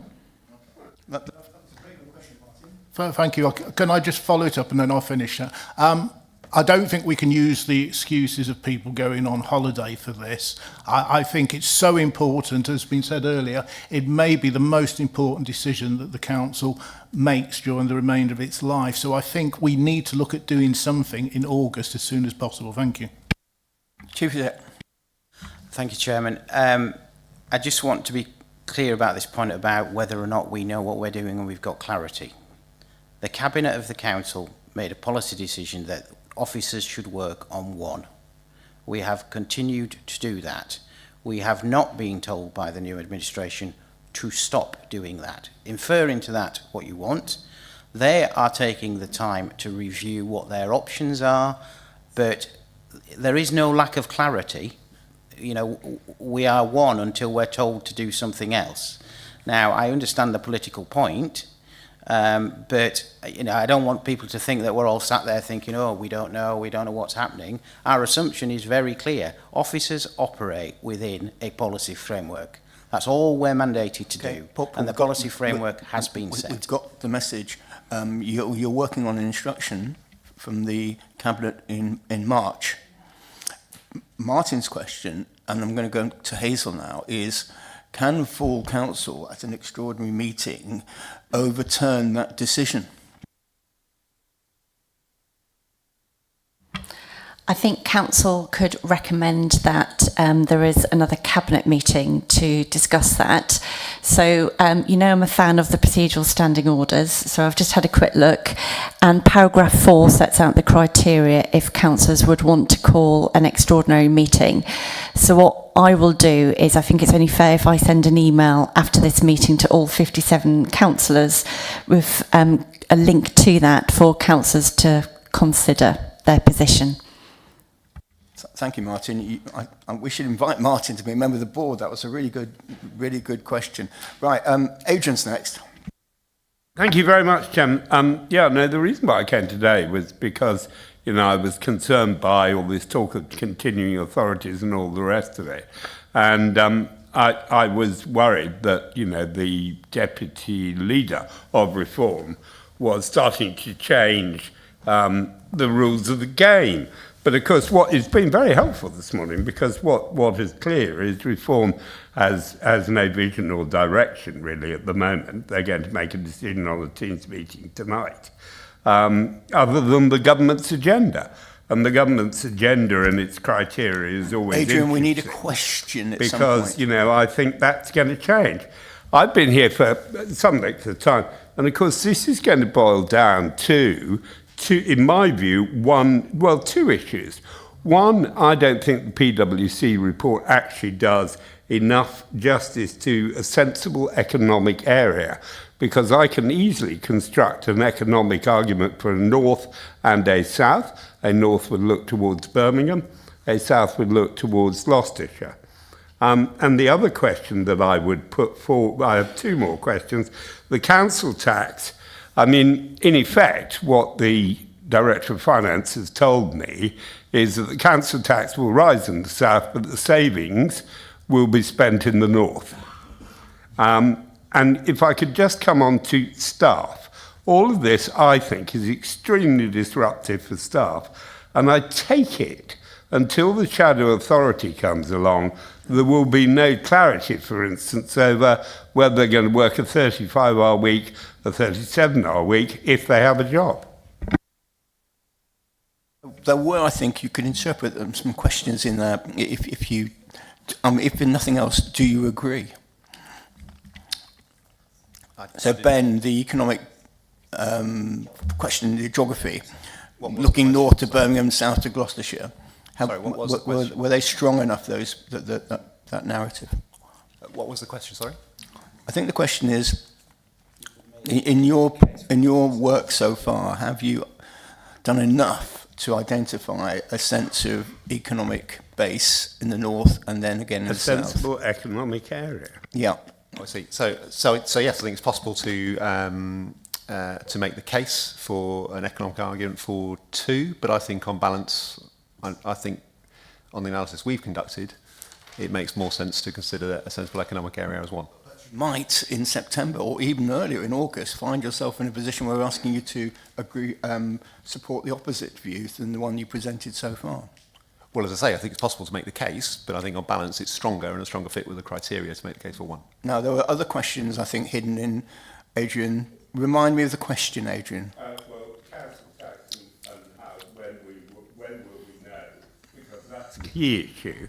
And the question over staffing and the disharmony that this is all causing for staff. Okay, so I'm going to, the head of paid service, Paul, in terms of staff morale in this transition, what are you doing to ensure morale is maintained?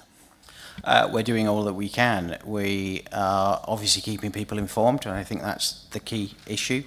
For the vast majority of people, there will not be any change. If you're on the front line of doing the work that we do, we will still be doing the same work, both in district and in county. If you're a manager, it's more worrying because clearly there will be less managers. You know, that's where the savings come from. And so, I do absolutely accept Adrian's point. If you didn't have to do this, this is probably why we haven't done it in the past. I think, we're all adults, and what people respect is that you tell them the truth about what the position is, what the risks are, what the options are, and that they are involved in the design of the authority and the way it goes forward. This is being done to us. It's not something we're opting to do. It's being done to us, and all we can do is take staff with us and support them. We have all kinds of welfare support. We have all kinds of mental health support, and we are being very open about the case and briefing staff regularly and the unions. So I think we're doing all we can, but you can't get away from the fact that it is disruptive. And it's additional work for a lot of people as well. Over and above everything else that we've got this to do on top. So it is difficult. I must say that staff are doing really well. And I just make one plug that we did our first staff awards a couple of weeks ago. It went really well. There were a number of members were there. It went down really well with the staff. And I think it's things like that where people are recognised and, life does go on. That actually is really important. But the final point I'll make is the quicker we can do this and have it out of the way, the better. Hence one of the reasons we wanted to go early. Any delay will just make that situation worse, and what you will see is people over time think to themselves, well, am I better going somewhere else that isn't going to go through LGR? So I would hasten not to delay.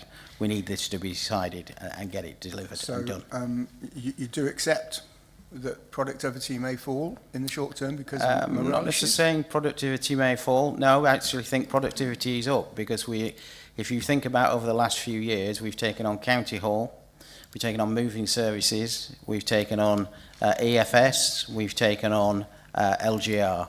So actually, they may not be doing what they were doing before, but we are probably more productive now than before, because people are, what I would really say is a lot of the council runs on goodwill.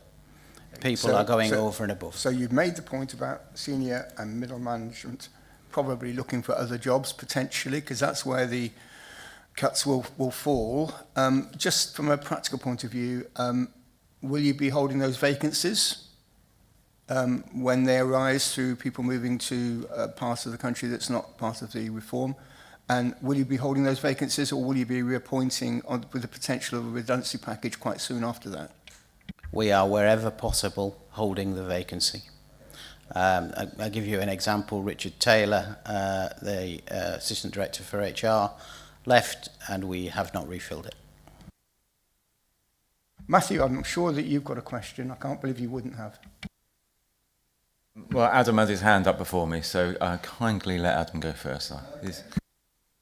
Thank you, Chair. I do sit here, and part of me is wanting to reiterate the very fact that this was a Labour government edict that said we have to consider this situation.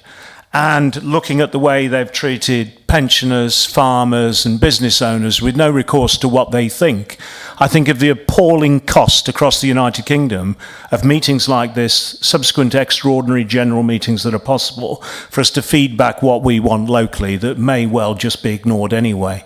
And I think I'd draw back to the financial aspects. The very reason that this is being done is to effect financial savings. And I suppose I'd like to ask the Chief Executive a question in terms of, if we're doing that with financial savings, do you see any eventuality in splitting children's and adults into two, which has just come on an immense journey to get to a good rating in terms of what that impact would be? And then another question probably to Councillor Joe Monk in terms of it, because obviously I campaigned in my election on One Worcestershire Council for the views of my Withall residents who are scared to death of closer ties with Birmingham, and that's been iterated in terms of the comments from Chris Bloor, the MP in Redditch, who's already said he wanted to do it. They're terrified with that, but I'm looking at the Cabinet position for this, and unfortunately Councillor Taylor can't be with us, but he's the Cabinet member for One Worcestershire Council. I mean, what are we going to do if they change their mind? Is he going to become the Cabinet member for two Worcestershire councils? I drew great relief in the fact when I saw that, because I thought that gave me the concept that there was a clear direction there. So I'd just like to ask, was that the original intent, and has something changed in the meantime? Okay, so I'll come to Joe and Paul. In fairness to the Cabinet member, he emailed me last week to explain he couldn't be with us today, a long-standing holiday arrangement. He may well be watching online. If he is, good afternoon, sir. I can't imagine that he is on the beach somewhere. It is unfortunate he wasn't able to attend today, and in all sincerity, he did send his apologies. Joe, are you able to have a go at the question about, we have a One Worcestershire Cabinet member, but we haven't made a decision on One Worcestershire yet? Yeah, I think, thank you very much, Chair, and thank you, Councillor Kent. I think you're quite aware that we are still contemplating whether we're going One Worcestershire or two Worcestershire. I think our first initial responses when we set up that position was we were going along the lines of the One Worcestershire model. However, we want to be seen as being fair and transparent and taking everybody's opinions into account, which is why we're looking at that. The name of the Cabinet member has got nothing to do with what the outcome is going to be. So I hope that clarifies that for you. Yeah, I'm possibly partly to blame for One Worcestershire. Remember, we had One Worcestershire as a brand before it became about the One Worcestershire Council, and I think that's what it's a bit aimed at, because he's covering things like, reorganisation, but also policy and various things that affect the whole of Worcestershire. So don't read too much into the name, I think is the issue. On the point around I've forgotten the other question. Social care. The cost of desegregation. My strongest advice would be that children's services have, as you say, been on a very long road. And I think the other thing I would say is we should always maintain the position that it's about the child. The child, first of all, and their welfare should be at the centre of what we decide to do. So anything that is likely to affect the service provision, in my view, would be a bad thing. We have worked tirelessly to get to a good rating. We are a good council on children's services, and so I would ask members to consider very, very deeply before they make decisions to change what is a successful model at the moment.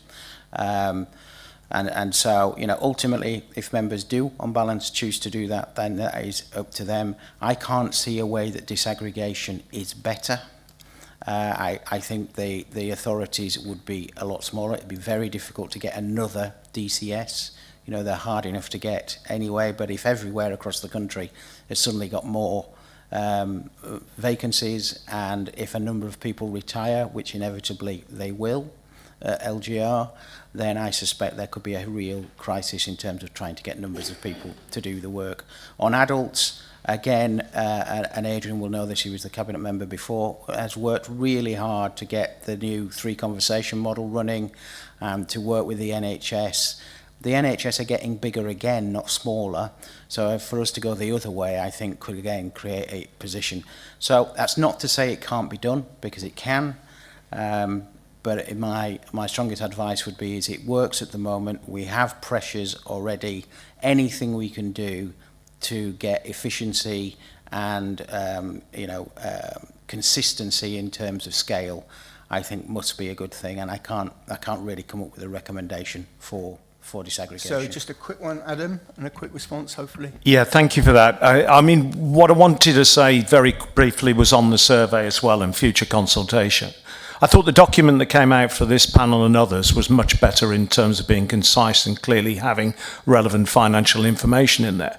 But please bear in mind, if this is for economies of scale, let's not beat about the bush about thinking it's so we can better place shape in this area or whatever else. It's to reduce the financial cost of local government and to make it more efficient.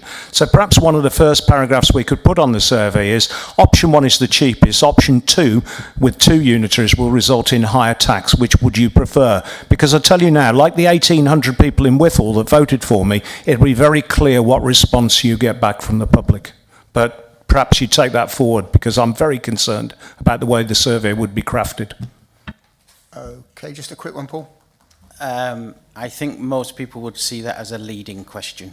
And I think my district council colleagues, quite rightly, and we said the same to them, would be pretty upset about that. So I understand the sentiment, but again, I think we've got to play fairly about it. Matthew's next.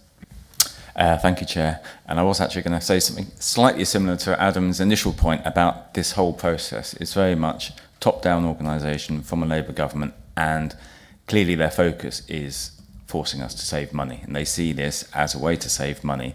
So my perception is, and I think maybe Paul's made it, is that their decision will probably be the one that saves the most money. Whatever we actually want is almost becomes completely irrelevant. So I still think we need to, we put our bids in and all that kind of stuff, but I think my concern, and whether this is a question, it's more of a comment really, I think it's going to be the decision is so completely out of our hands, but I still think we need to be working towards getting something ready that will happen. But I think it's more of a criticism of the Labour government and the fact that the criteria, particularly around disaggregation, makes it very difficult for us to put forward any alternatives other than the one Worcestershire model, because we're being basically funneled down that route. So that's the only point I'd like to make. Thank you. I guess to help, do you agree? Briefly, yes. I think we've always said if you read the criteria, and we've said that throughout, if you take those 6 criteria and you read them, our reading of those is that you do get a differential between the 2 models that are in play, and one is significantly cheaper than the other. One meets more criteria than the other, and that one is the one Worcestershire. It's not to say the others are impossible, it's not to say the others don't have some advantages in some areas, but an exam question that's been set by government. These are your 6 questions. Which one? It comes with one. I couldn't agree more than what Matt said. Okay, I'm looking at Andrew. Andrew, is there anything you'd like to ask? You're content? I'm here listening. And, okay. Everyone. Okay. That being the case, I've got no other questioners. I want to thank Councillor Monk and Paul and Phil and Ben and Hazel and you guys, Mike, Andrew, thank you for your attendance this morning. I'm going to give board members a 5-minute comfort break. We're then going to reconvene and discuss what we wish to do with the evidence that's been presented this morning. Then, as soon as I can, I'm going to go on to the next agenda item.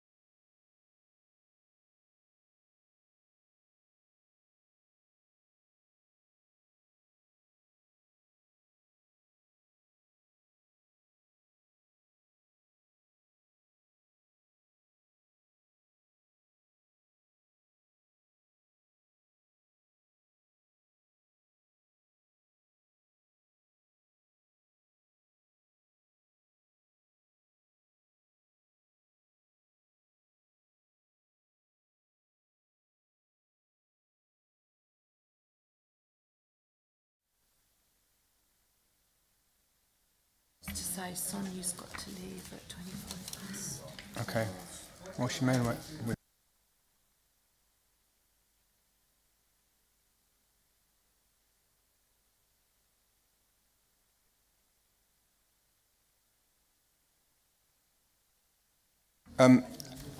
Good afternoon to Sonia, Jack, Adam and Lisa. Sonia, I know you've got time pressures, but can you bear with me a bit, because the most important thing, the most important question in scrutiny is so what? And we've just had 2 hours of intense discussion. So the question is, so what? So we're going to be with you in a moment or two, and if you have to go, I understand. But I just need to complete this morning's meeting with regard to local government review. So, ladies and gents, I'm going to propose that we write to the leader and the chief exec following our discussions this morning, and I'm open to suggestions about what that should include. I've got a few starters for 10. You may disagree, but let's see if we can find some consensus. We don't ever have votes. So I think the issue about it would be very helpful to officers, I think, to have a steer sooner rather than later about what the council actually wants to do, never mind what the government will do to us at this stage. I think our officers are desperate for some clarity, a political steer, if you like, which doesn't appear to exist at the moment. And we had this weird situation where the chief exec and the leader were kind of not on the same page. The leader saying options are open, chief exec pursuing one option. Okay, go for it. Go for it, Dave. Can you put your mic on, Dave? Sorry, can you now? You good now? Dave Edmonds then, okay. I didn't quite get that across to me. I thought they were on the same page. I think, I don't want to go into the actual detail of it, but I didn't get that from them. I really didn't, so yeah. I'm happy to put that one aside. The most important thing about it is that we do recommend some consideration be given to call an extraordinary meeting of council sooner rather than later to give some clarity as to what the council wants to do. Because if it's going to happen anyway, it appears to me it's going to happen in September anyway, would it be helpful to bring that forward a few weeks to officers? So open to some discussion on that. Seb's, you're first. Yeah, I get what you're saying, and I get there's different political nuances here, but ultimately, we've found out today that it is going to happen. I think if we give a steer or not, it's transparent that the Secretary of State can say, we don't care about your steer. So actually, in the interest of the best for the residents, I don't think all of us getting in a council chamber, discussing it, debating it, creating more of a divide in opinion will benefit when the Minister can just go, OK, off you go. I wouldn't say that there's a recommendation for an extra council. OK, so I'm happy to withdraw that if it doesn't find favour. However, members of this council can call an extraordinary meeting if they so wish anyway. And if members of the board do not think that's a useful thing to do, we don't have to give any voice to that one way or the other. Marcus. Chairman, I think one thing that we ought to do as a board by way of a recommendation, which I think hopefully all members of whatever party would agree on, is that we urge or encourage the leader of the council to set out the administration's position as soon as they are able to do so. To be fair to the leader, and I would say this if she's here, she's given more clarity and honesty today than I have heard at any other meeting I've been with her, because she has at least confirmed there isn't a settled position, and they are considering a settled position as administration. So I think as a board we should say we recommend that the leader sets out the policy position of the administration as soon as they're able to do so. Do we agree? Yeah. We can do that. I just wonder if there's a few other things we might want to touch on as well.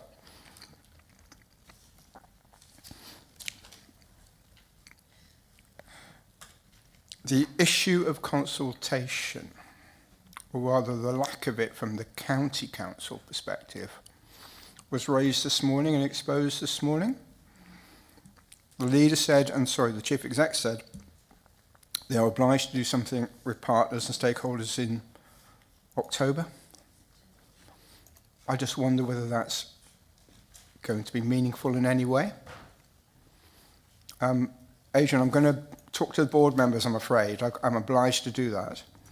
I'm happy to listen to what you have to say in a moment, but I need to go to the board members first.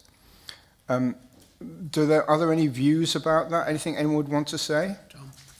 Roger, then Josh. Yeah, I think we should urge the leader to do this as soon as possible. Probably through August to finish in September, so as we have time to consider the implications of what comes back to us. And Josh, you wanted to say something? Yeah, I think we should have go out of consultation as soon as possible, but you don't ever really do consultations over August. It's 6 weeks holidays, everyone's away and people are on holiday.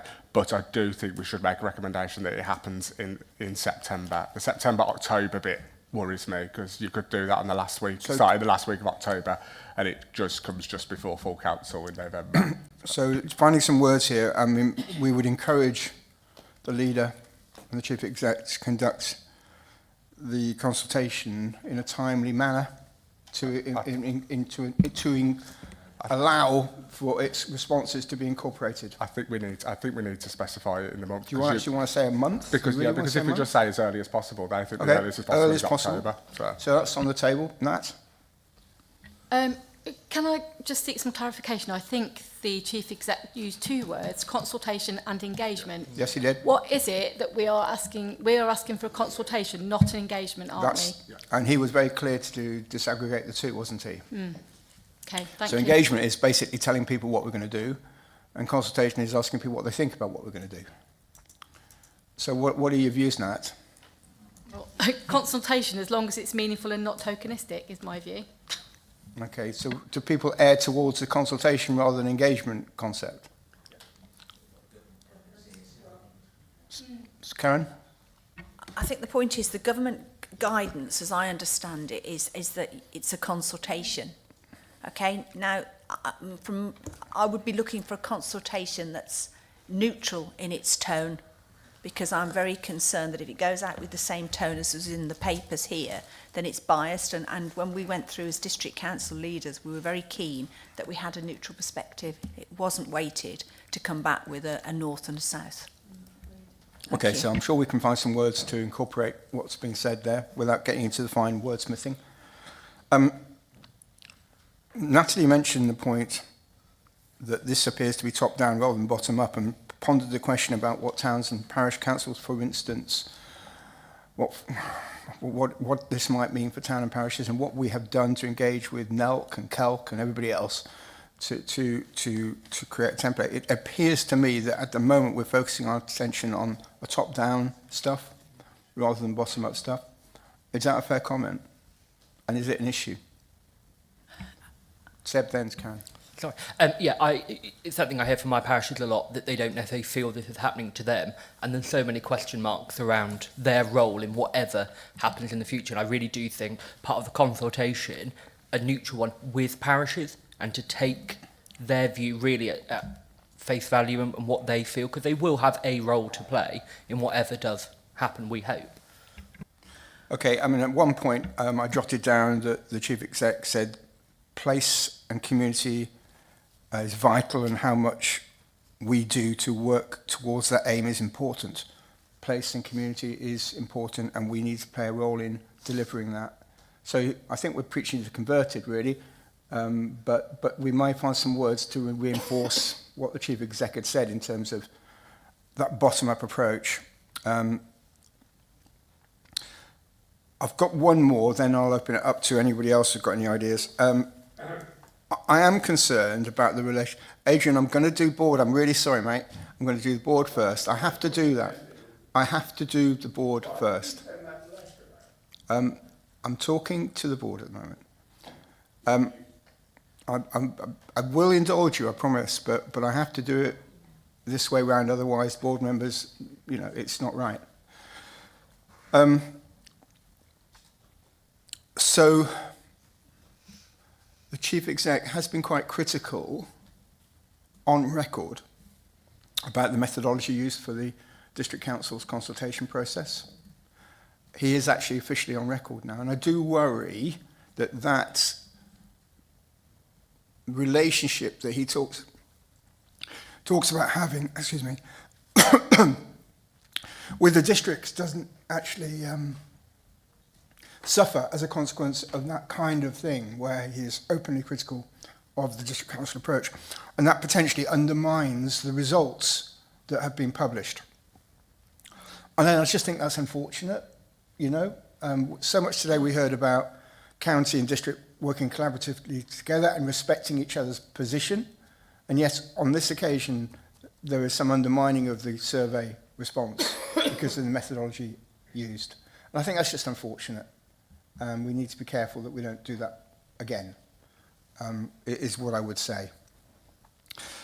So we talked about towns and parishes. We talked about, the other thing that I've written down is, I think early on there was a contradiction that wasn't resolved between the authority of the new shadow authority to make its own decisions, and yet clearly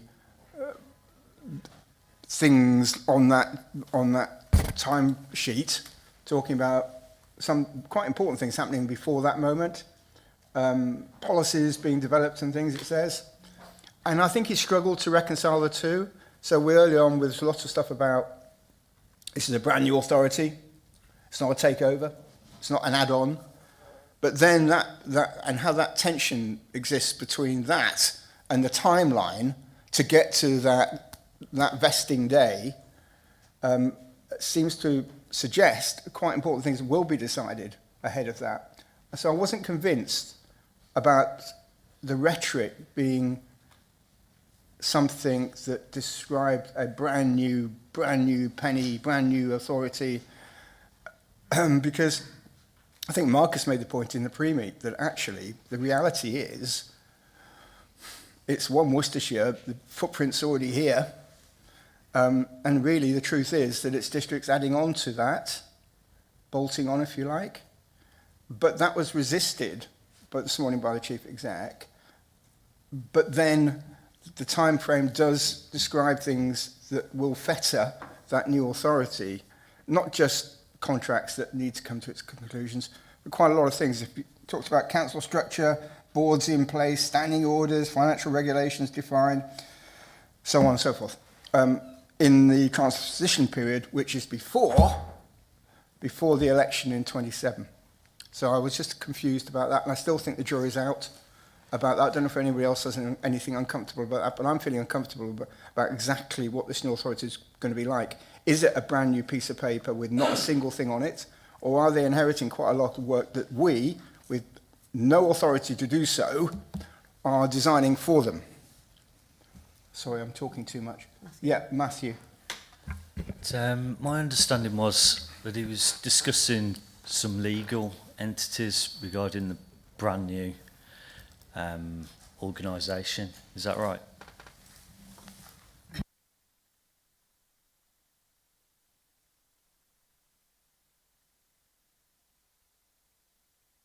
He did say that that we're trying not to make the mistakes made before regarding legal entities.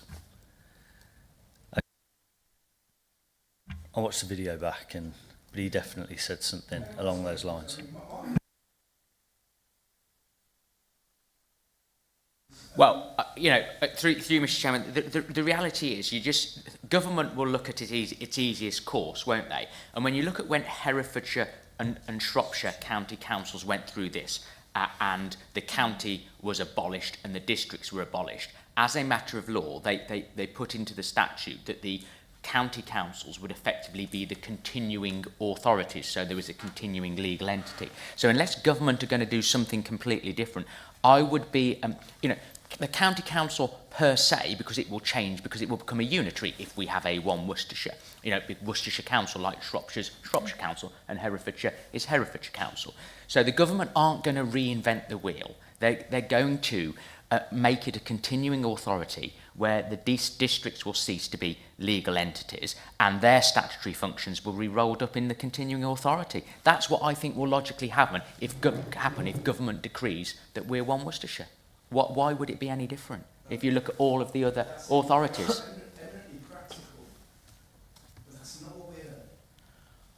Well, it depends, of course, how you interpret it, you know, because, of course, from, you know, I wouldn't, you know, I would, if I was the chief executive, I would articulate it in the same terms, because, of course, the county council per se is ceasing, isn't it? So they're not mutually exclusive, those two things.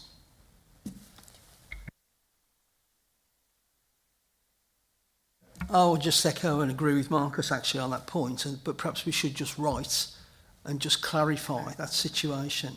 The shadow, this word shadow really worries me, and what it actually means and how it works in conjunction. Okay. Okay. I was actually, for my sins, elected on the new Worcestershire in 1997. And that goes back 30 odd years. And it was a brand new authority. We were Hereford and Worcester County Council, and then the government decided that Herefordshire and Worcestershire should split. So we were a brand new authority. Slightly different scenario to this one, but if you're asking me a question, what does a shadow authority do? The answer is it spends 12 months gearing up to take over the following year. So the elections will take place in May 27. We will continue as an authority in that next year. But increasingly, the shadow authority, which may have different councillors on it, some are the same, by the way, probably, will begin, and they will begin their journey with an appointment of a chief exec. That will be the first thing they have to do. Now, that's what happened then, and then directors, and from then, everybody else got appointed, and the new Worcestershire Shadow Authority chose its emblem, its badge, if you like. But as the year progressed, the far more important things, so that by the following May, they hit the ground running as a formal council. So that's what the Shadow will do. Yeah. So weirdly, the new Worcestershire in County Hall, when I rocked up that first day as a brand new councillor, we had one room in County Hall. And gradually over that year, we expanded. So by the end of that shadow year, we were ready to go. And as I say, the first thing to do was to appoint chief exec. That was a brand new authority. I think Marcus is making the point. This is a slightly different circumstance. Would we assume that it won't be quite like that? That there will be a shadow authority, but it won't be constructing a new authority. It will be pretty much taking that and adding it together. Taking the current county, the district responsibilities. That is what a shadow authority will do. I think the question is, to what degree will the new authority be fettered by decisions that have been made and assumptions that have been made about how the new council will operate? And it's that question. The chief exec says it's a brand new authority. Districts say, oh, it's the county taking over. So I don't know. Jenny, what are your thoughts?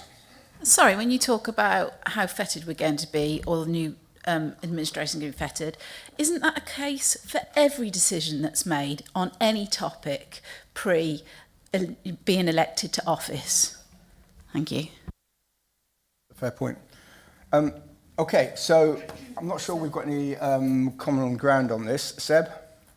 Yeah, just in relation, Chair, to your email, I think it is, and I know Councillor Hardman is smiling jolly, but I would like to hear as a board member from other councillors that have come here today, just their view, because obviously I wasn't part of the last administration, I wasn't a councillor, but I'd like to hear some of the lived experience of other councillors. If it's okay with you, I'd quite like to hear what the others say. Okay, so I'll address that, Seb, and I will come to other members, but I just want, as a courtesy, to go to board members first.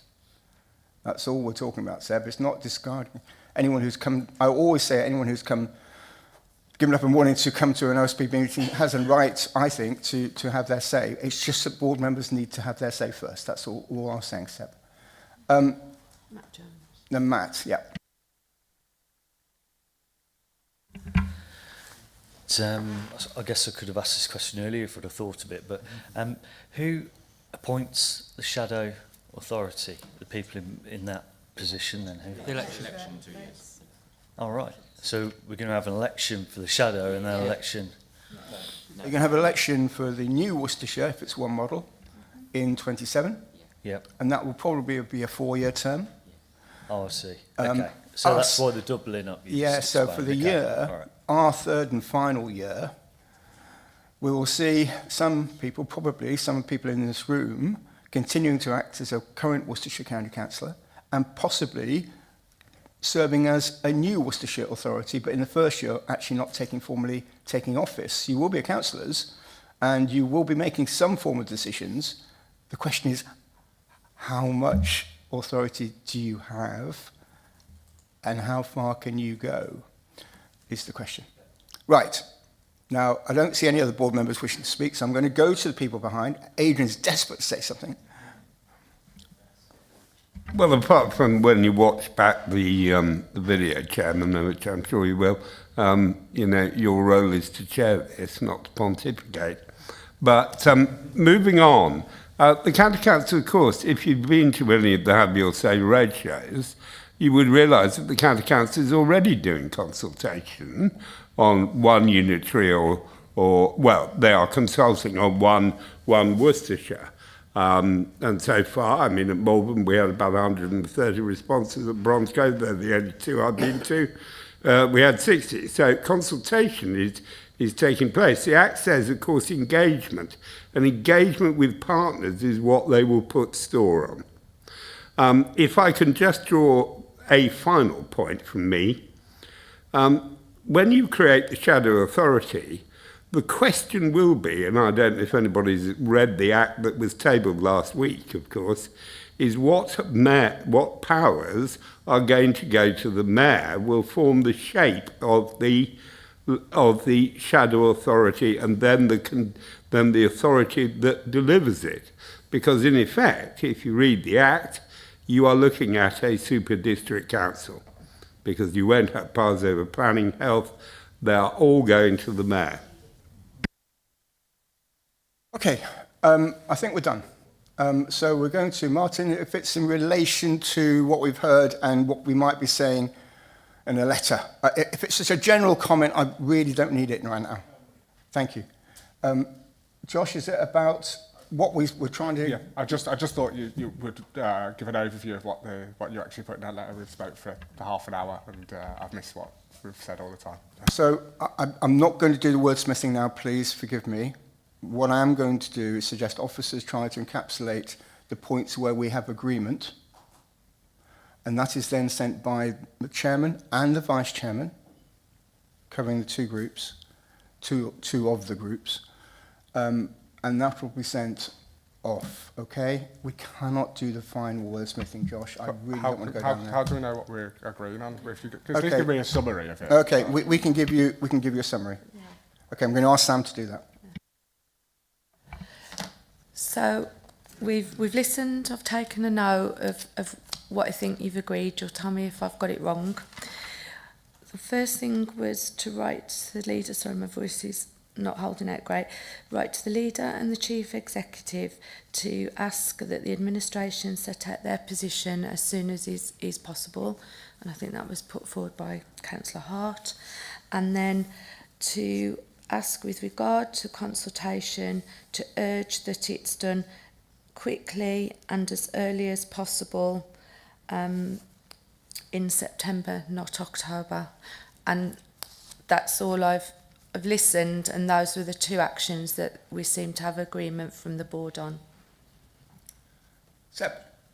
Just on that, I think a unanimous point was the highlighting that it's a government decision and not one that we are pushing here. I think all of us are in agreement that it's a governmental and the minister will make the final decision. I think that's quite key. I'm perfectly happy to include that. I'm just reminding people, who are we writing to? We are writing to the chief exec and the leader. I'm not entirely certain that they won't be already aware that this is a government edict. But happy to include it, Seb, if it makes your lunch better. Sure. Nat, and Roger. Are we going to ask for some clarification on timelines in relation to that quite messy, blobby chart, which has a whole chunk missing? I think, Tom, you made the point that it starts in, I can't remember when, but and ends in, what's it day? I can't remember what it's called. So I know the Gantt charts are coming, but I could really do with some clarification about what decisions can be expected when. So, timeline. Roger? Yes, going back to my question earlier regarding the consultation, should we be asking the leader to let us see sight of the consultation before it goes out?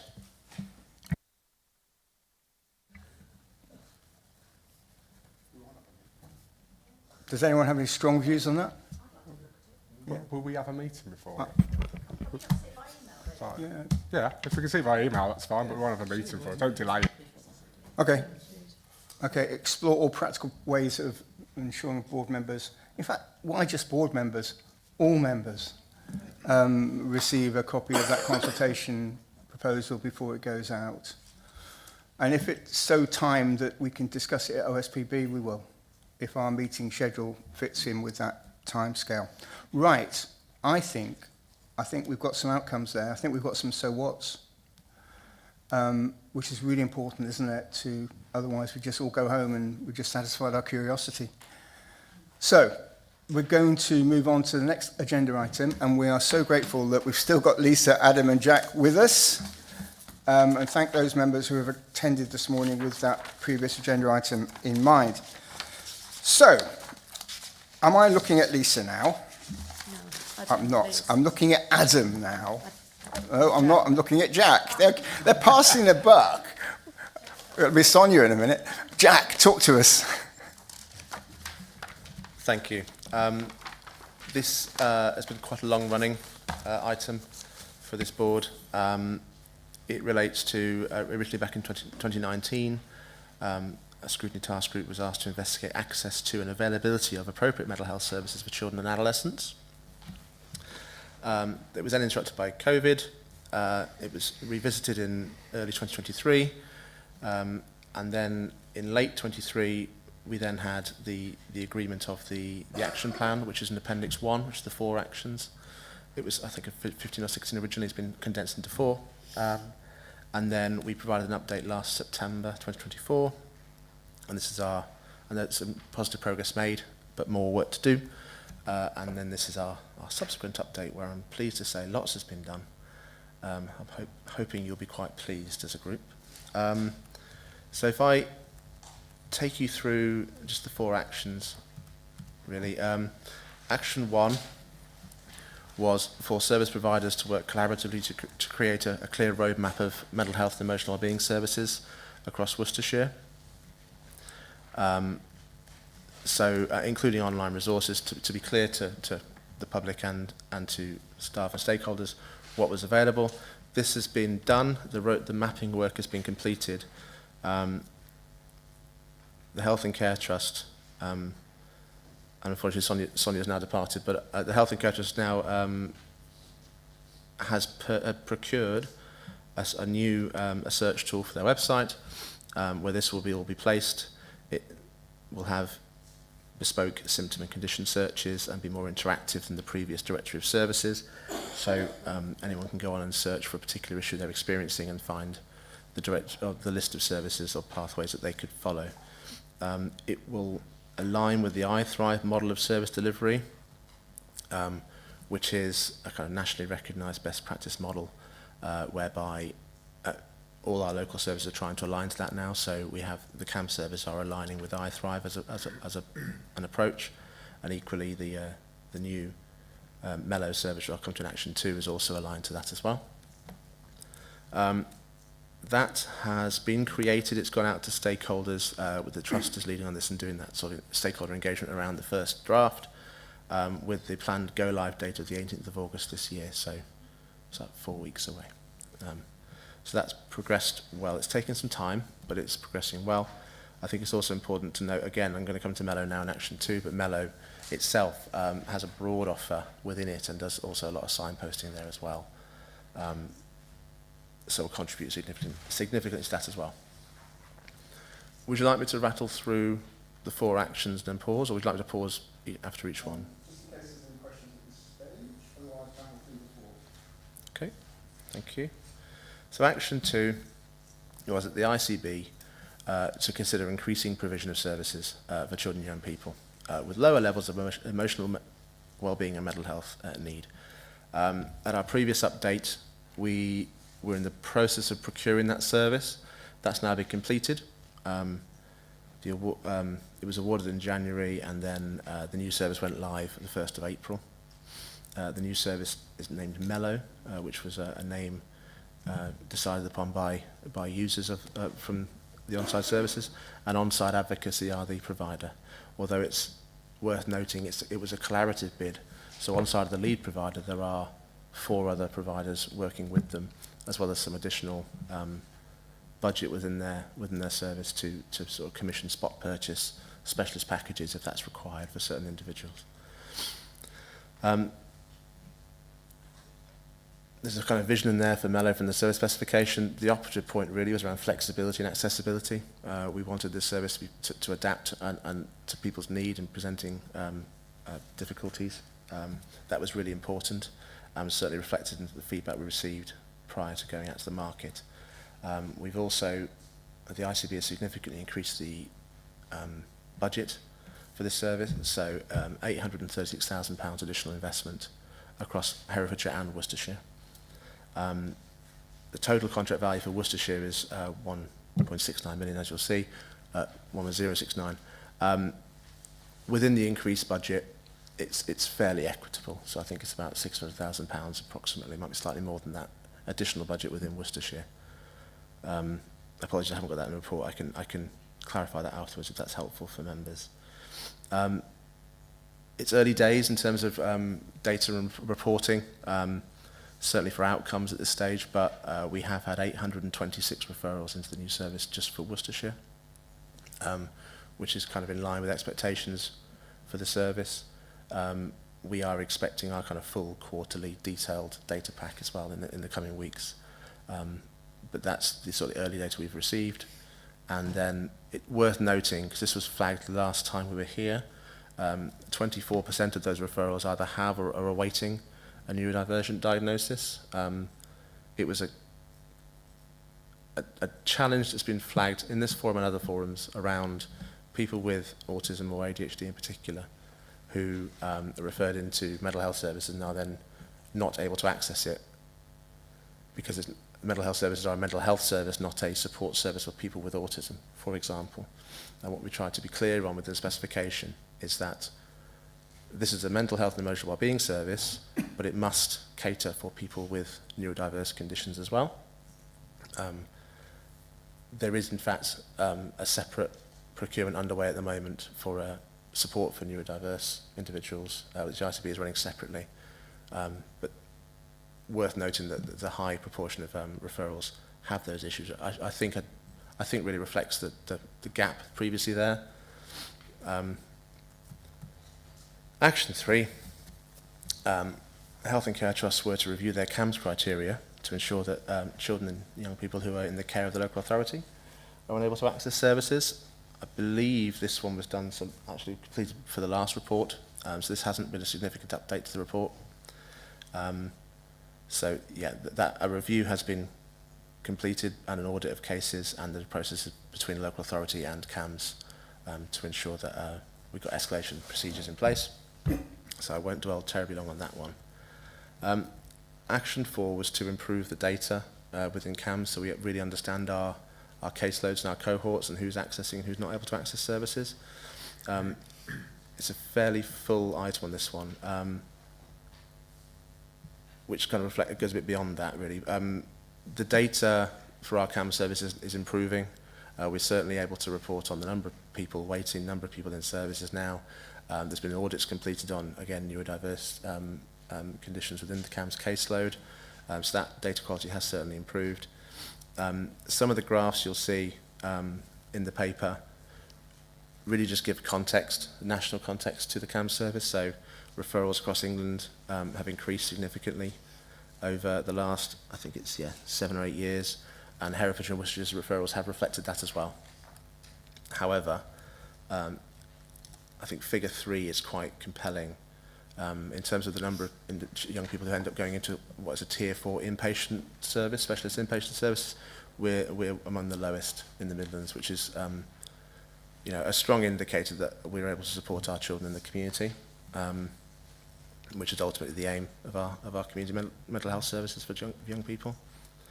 And then finally, there had been some concerns around waiting times. This isn't strictly speaking the sort of what this board was concerned with at the time, but that a significant amount of work has gone into reducing those waiting times.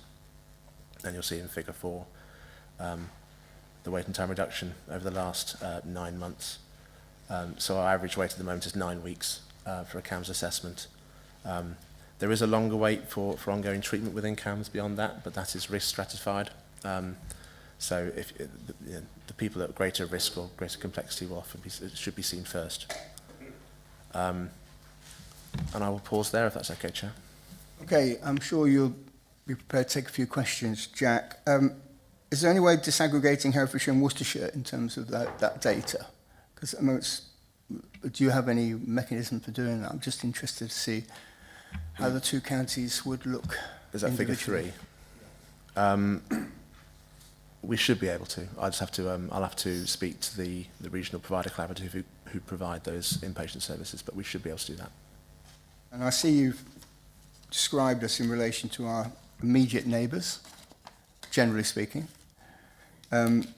Lisa would always remind me that one way of doing this would be to look at comparable authorities in comparable areas rather than our immediate neighbours. What would that look like? I don't know. I'm not going to pretend that I know. Again, we should be able to find that data for you if that would be desired. Thank you very much indeed. I think we did raise our hands at the same time. I hope I'm not jumping in. My apologies. Thank you very much for the presentation. I really welcome this new set of data. My question to you doesn't in any way want to appear negative, but have we raised the bar in that children's mental health is not being diagnosed so quickly and so proactively that these numbers have dropped off so significantly? Please. I don't think numbers have dropped off. Which figure are you referring to, please? The fact that we have the waiting list that have gone down and we've only got, I think, what did I read, 14 children waiting for CAMHS assessment. In terms of the assessment, are less children being put forward to be assessed as that number has dropped so significantly, please? No. So that is the waiting time that's dropped. The number of referrals has stayed steady.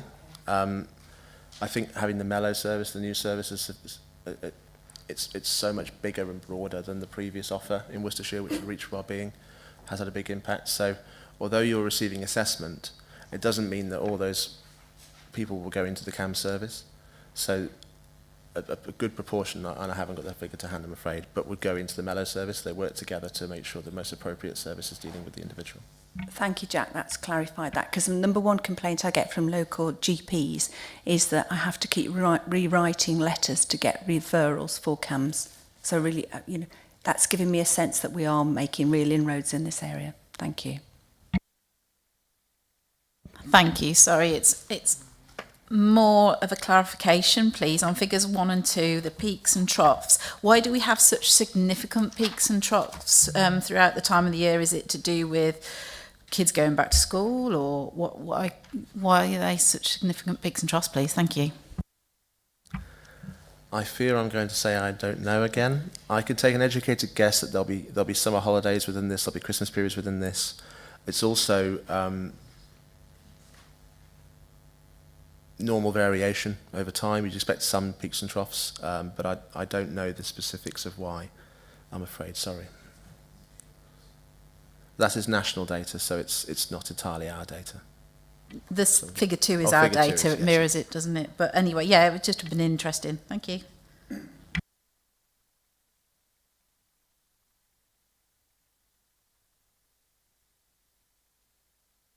Yeah, thank you. Just on waiting times, sorry. So you got 9-week average for assessment, and then 37 weeks as average for treatment, which is just shy of a year to be able to do it. So just on that, the trends go in the the right way, but also what is the maximum amount of time someone's waiting for a CAMHS assessment, and what's the maximum time someone is waiting for treatment then? I'm afraid these would be the questions that Sonia could probably answer off the top of her head. I'll give you an overview. So there are CAMHS it covers several different cohorts of patients. So as an example, if you've got an urgent eating disorder referral, you'll be seen within a week. If you're a routine, and none of it's terribly routine, but routine eating disorder referral, you'll be seen within 4 weeks. I don't know what the current maximum is at the moment, but I know there's nobody beyond 18 weeks at the moment, because we're receiving that data regularly from the Health and Care Trust now as part of some of the SEND work that's also been going on. And as I said, the data quality has improved as well. The 37 weeks, it's much more varied because, as I say, the risk stratification is undertaken. So if you know, extremely high risk child will be seen very quickly. Equally, there's different modalities of treatment within CAMHS. So you've got kind of psychiatric consultant appointments, you've got talking therapies, you've got CBT and things. There's a range of different modalities of treatment going on, and they'll all have slightly different weights depending on what you need to access. So I can't answer that one, I'm afraid, but there's been a lot of work gone on the last, as you can see, 9 months to reduce waiting times. The focus has been on getting that waiting list for the first assessment down as fast as possible. Now that is down within what feels like certainly within the 18-week timescale range, focus is now going to shift to the sort of the in-treatment weights and trying to reduce those as well. But I can't, I'm afraid, speak to specifics of the longest at the moment. I'm afraid you would need Sonia for that. I apologise. Yeah, just one, and it's really practical. Can we just have introductions? Sorry, I don't think I've met everyone, and I'm just unsure who looks after what over there. If that's okay, then I'll ask my second one, my actual question after that, if that's okay. Apologies. Jack Lyons Wainwright, I'm the programme lead for mental health at the Integrated Care Board. I'll do Sonia as well in her absence. She's the Associate Director of Children's Services, including mental health, at the Health and Care Trust.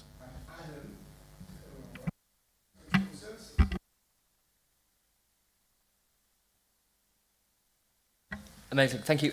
Just a quick one, and probably touching on the conversation we all had earlier. Looking forward, I note on point 28 we had vacancies that were quite high.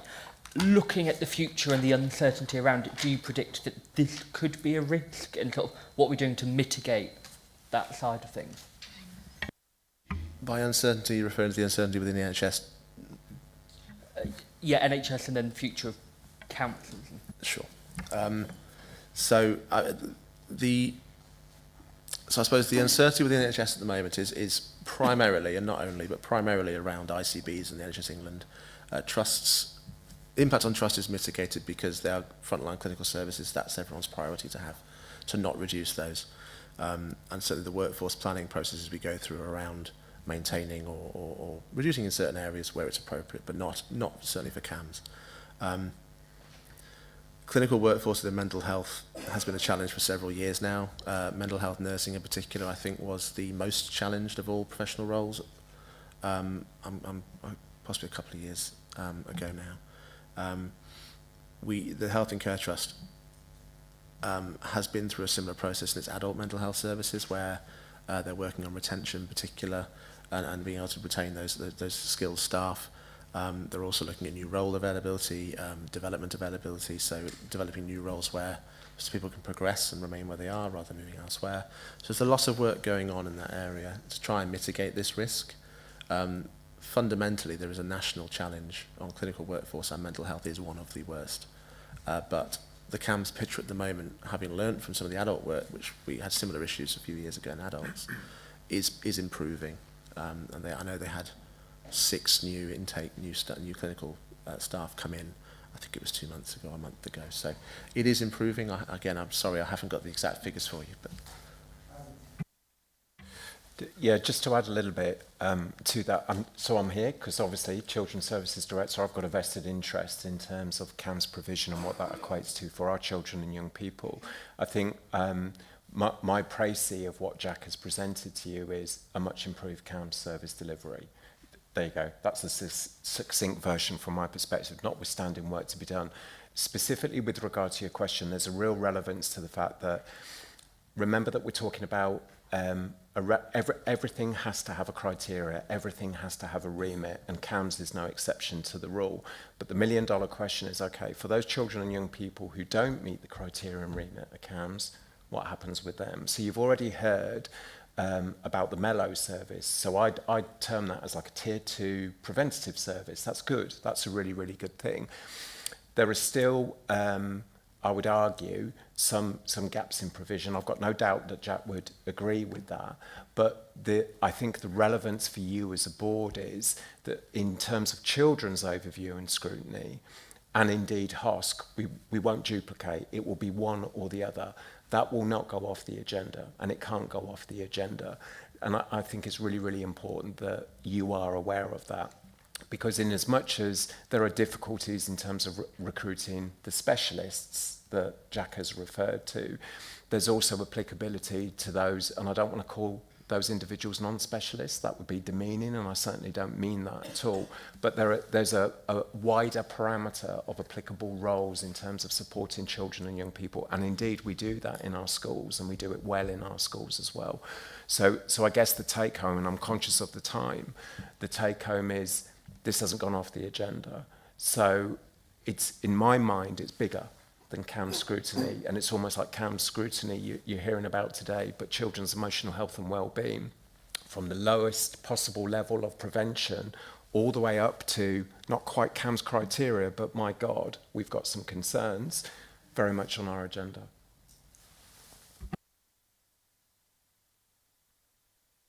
Oh, okay. I might have several words then, I'm afraid. I don't think it's a declaration of interest, but I was involved in iteration 2 of the Task and Finish group on the sort of deep dive into CAMS. And it was a really, really interesting experience, but it does feel like a long time ago. So I would agree with comments that this feels like it's been going on for a long time, but it's all still really worthwhile.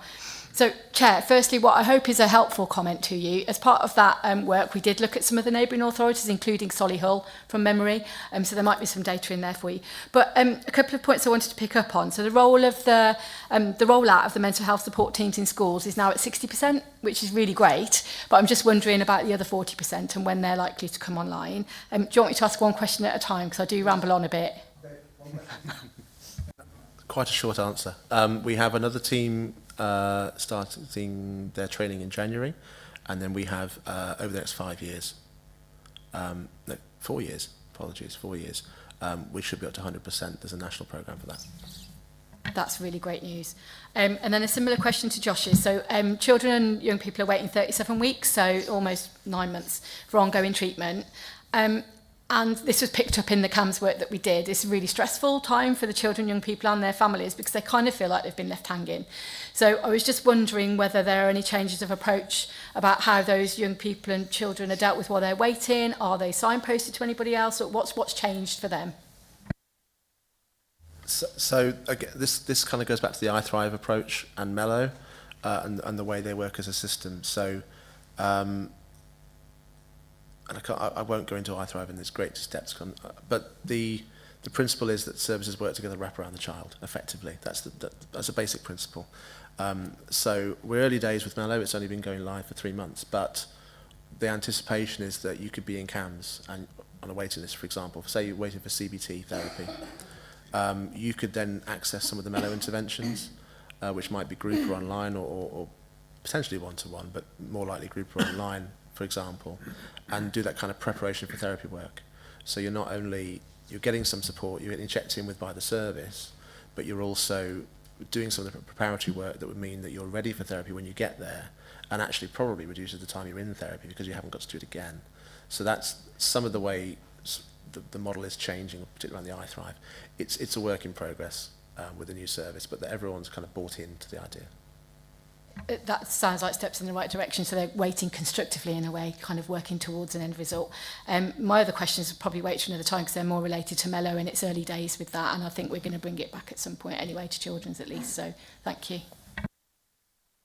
Just a quick one from me. I noticed the SEND school transport budget growing all the time. I guess, is this an unintended consequence of diagnosis being quicker?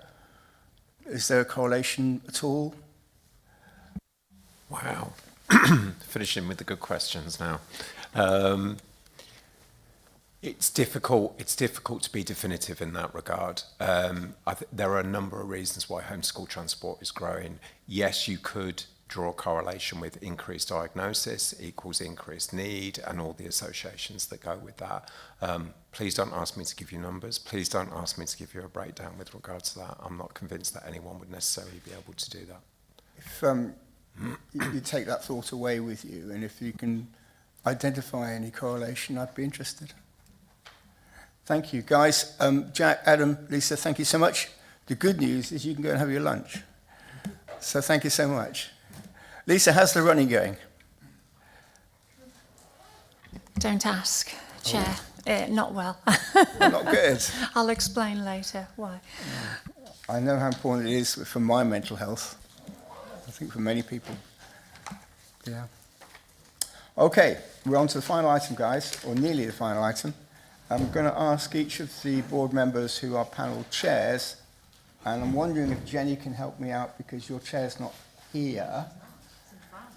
I've thrown this one at you at the last minute, which is thoroughly unfair. What we're asking for here is a short feedback from your first panel meetings, if you like. What happened? What did you decide? What went well? What didn't go well? Whatever. Tell me anything you like. Should I give you a chance to have a think, Jen, and go to someone else first? Remember yesterday, so. Okay, I'll come back to you. Give you a chance to have some. Josh, I'm going to come to you first then. Thank you. And on the Environment Scrutiny Board, we've met. Don't ask me the date, it's all blurred in one. Now, we looked at the streetscape design and had some questions on that. And then, obviously, we're dealing with stuff that was an agenda item for the previous administration. So there was not much else on it, apart from looking at performance and looking at our work scrutiny board and some of the things we might want to be looking at in the future. Thank you. Yeah, I think the challenges for children and families are the same pretty much as they have been leading up to me taking over the role as chair. So SEND improvement, homeschool transport, education sufficiency and inclusion, foster care recruitment, placement sufficiency, staff recruitment and retention, and NEET care leavers. So in relation to that, as part of the corporate parenting board, I've been tasked with setting up a task and finish group focusing on the NEET strategy, so that will kind of feed in nicely with that.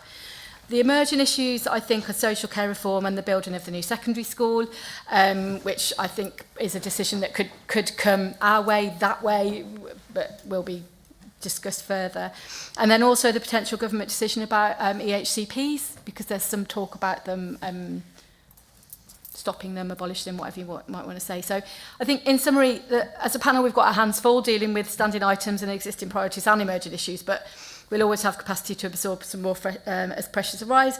But it's important to hear and understand the views of parents and carers and other experts by experience. And our panel is always a busy one in terms of public participation and press attention. I think that's true to say. So, you know, kind of carrying on the same vein as my previous chair and lots of important things to discuss. Hope that's okay. Thanks, Nat. Can I just throw one thing your way? So I'm reading in the newspapers that we've probably abandoned the idea of a new school build, and there'll be a capital saving potentially from not doing that, though it's not exactly a saving because we haven't spent the money. But I'm wondering whether there's any work for you guys to do in terms of looking at the unintended consequences of not building that school. If we're going to build some extensions to existing schools, what about the homeschool transport budget in getting those kids which would have gone to that school to a further afield?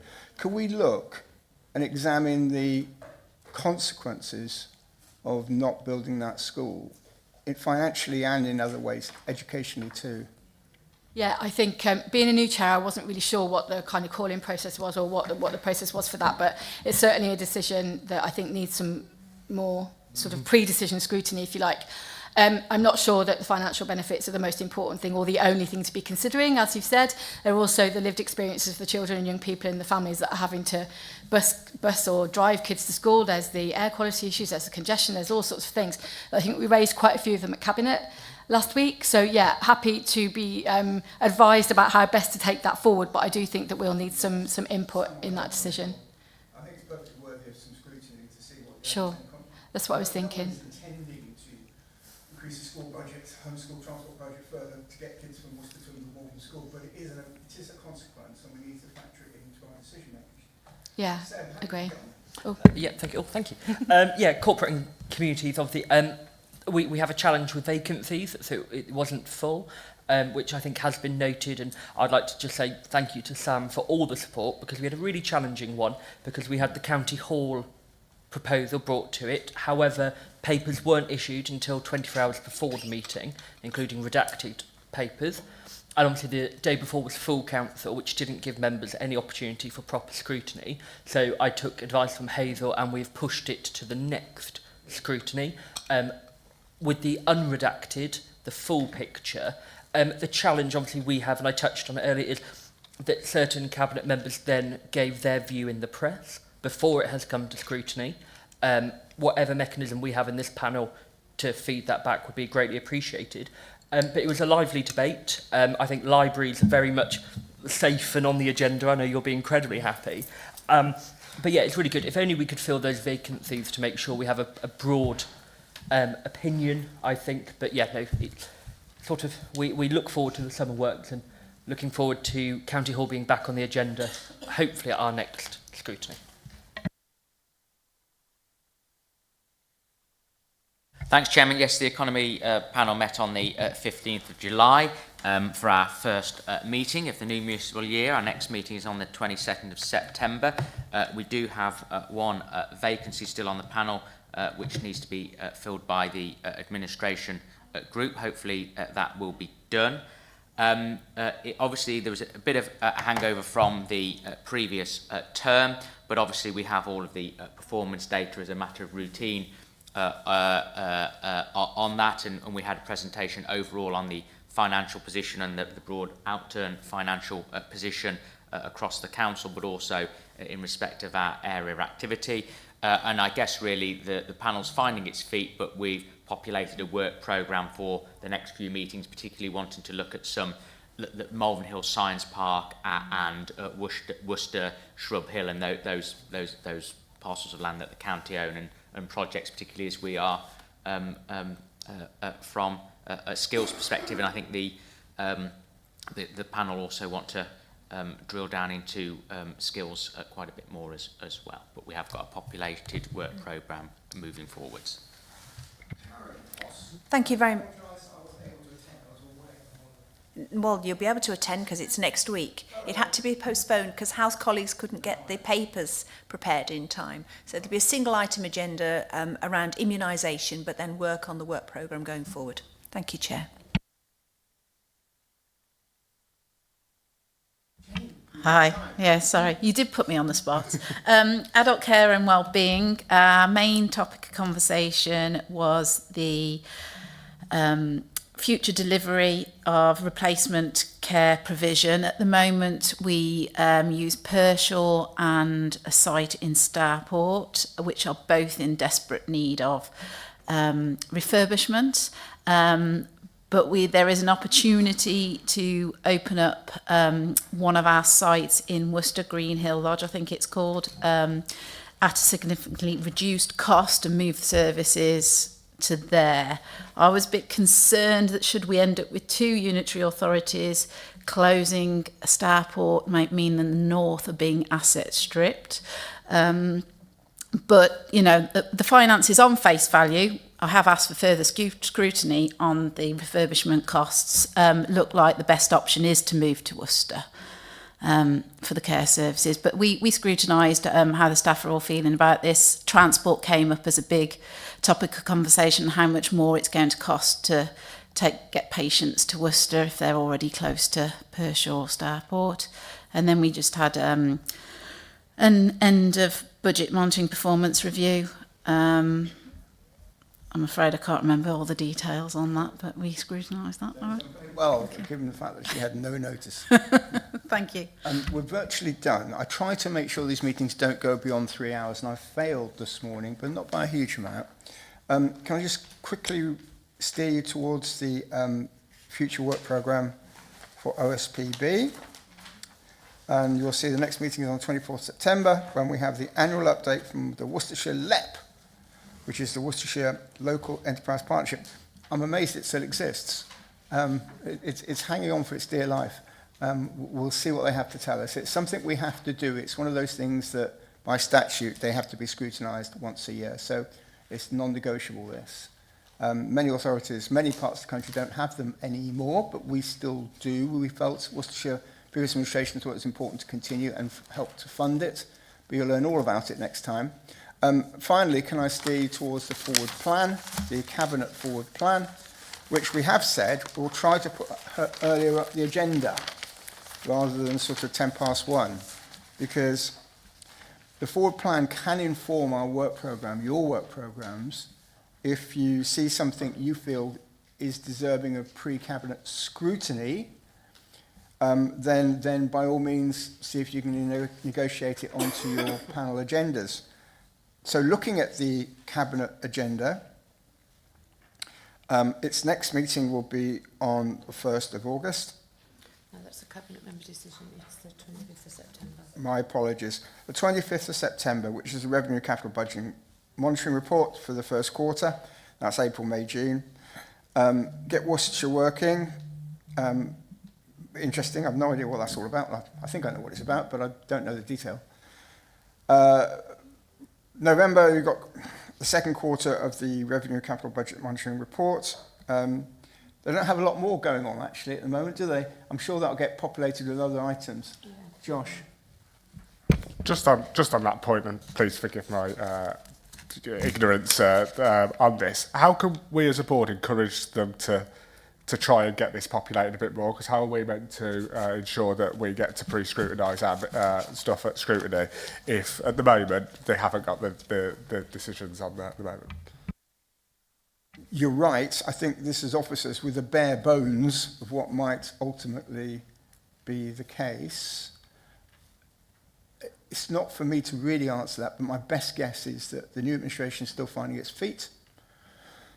Still, officers are probably looking for a steer towards policy development, I suspect, and until that happens, we'll just get the bare bones going to Cabinet, is my explanation, but I don't know.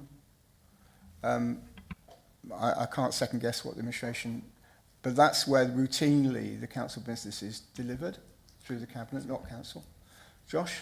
Is there any chance you as chair then can try and ask them about this? Because if you want to pre-scrutinise stuff, we need to have advance notice of when things are going to come. I understand it's a new administration and they might have changes. Josh, if I, on behalf of the board, write to the leader saying we could do with a little bit more detail in your forward plan for the Cabinet, can we see if we can do that? Does anyone disagree with that? Because that'll help. Because at the moment we're really only scrutinising the quarterly budget performance data. And finally, not to make a decision today, but for you to go away and think about, we could decide on a discrete piece of work for a task group in scrutiny. We haven't got any ongoing at the moment, I don't think. So we'll have a little think about that, shall we? Put it as an agenda item for our next OSPB. Can we think of something that we think would benefit from some in-depth scrutiny? It can be cross-cutting, or it can be a deep dive into one of the service areas, whichever you think. But have a little think about it, and we'll have an agenda item for it next time, and we'll welcome suggestions. That being the case, it is the end of the meeting. Thank you, board members, for what I thought was a really good meeting. I've got a bit cross with members of the council who wanted to come in above you, and I thought that was wrong. So I do think you have the right to have your first say before we open it up to wider discussion. Okay.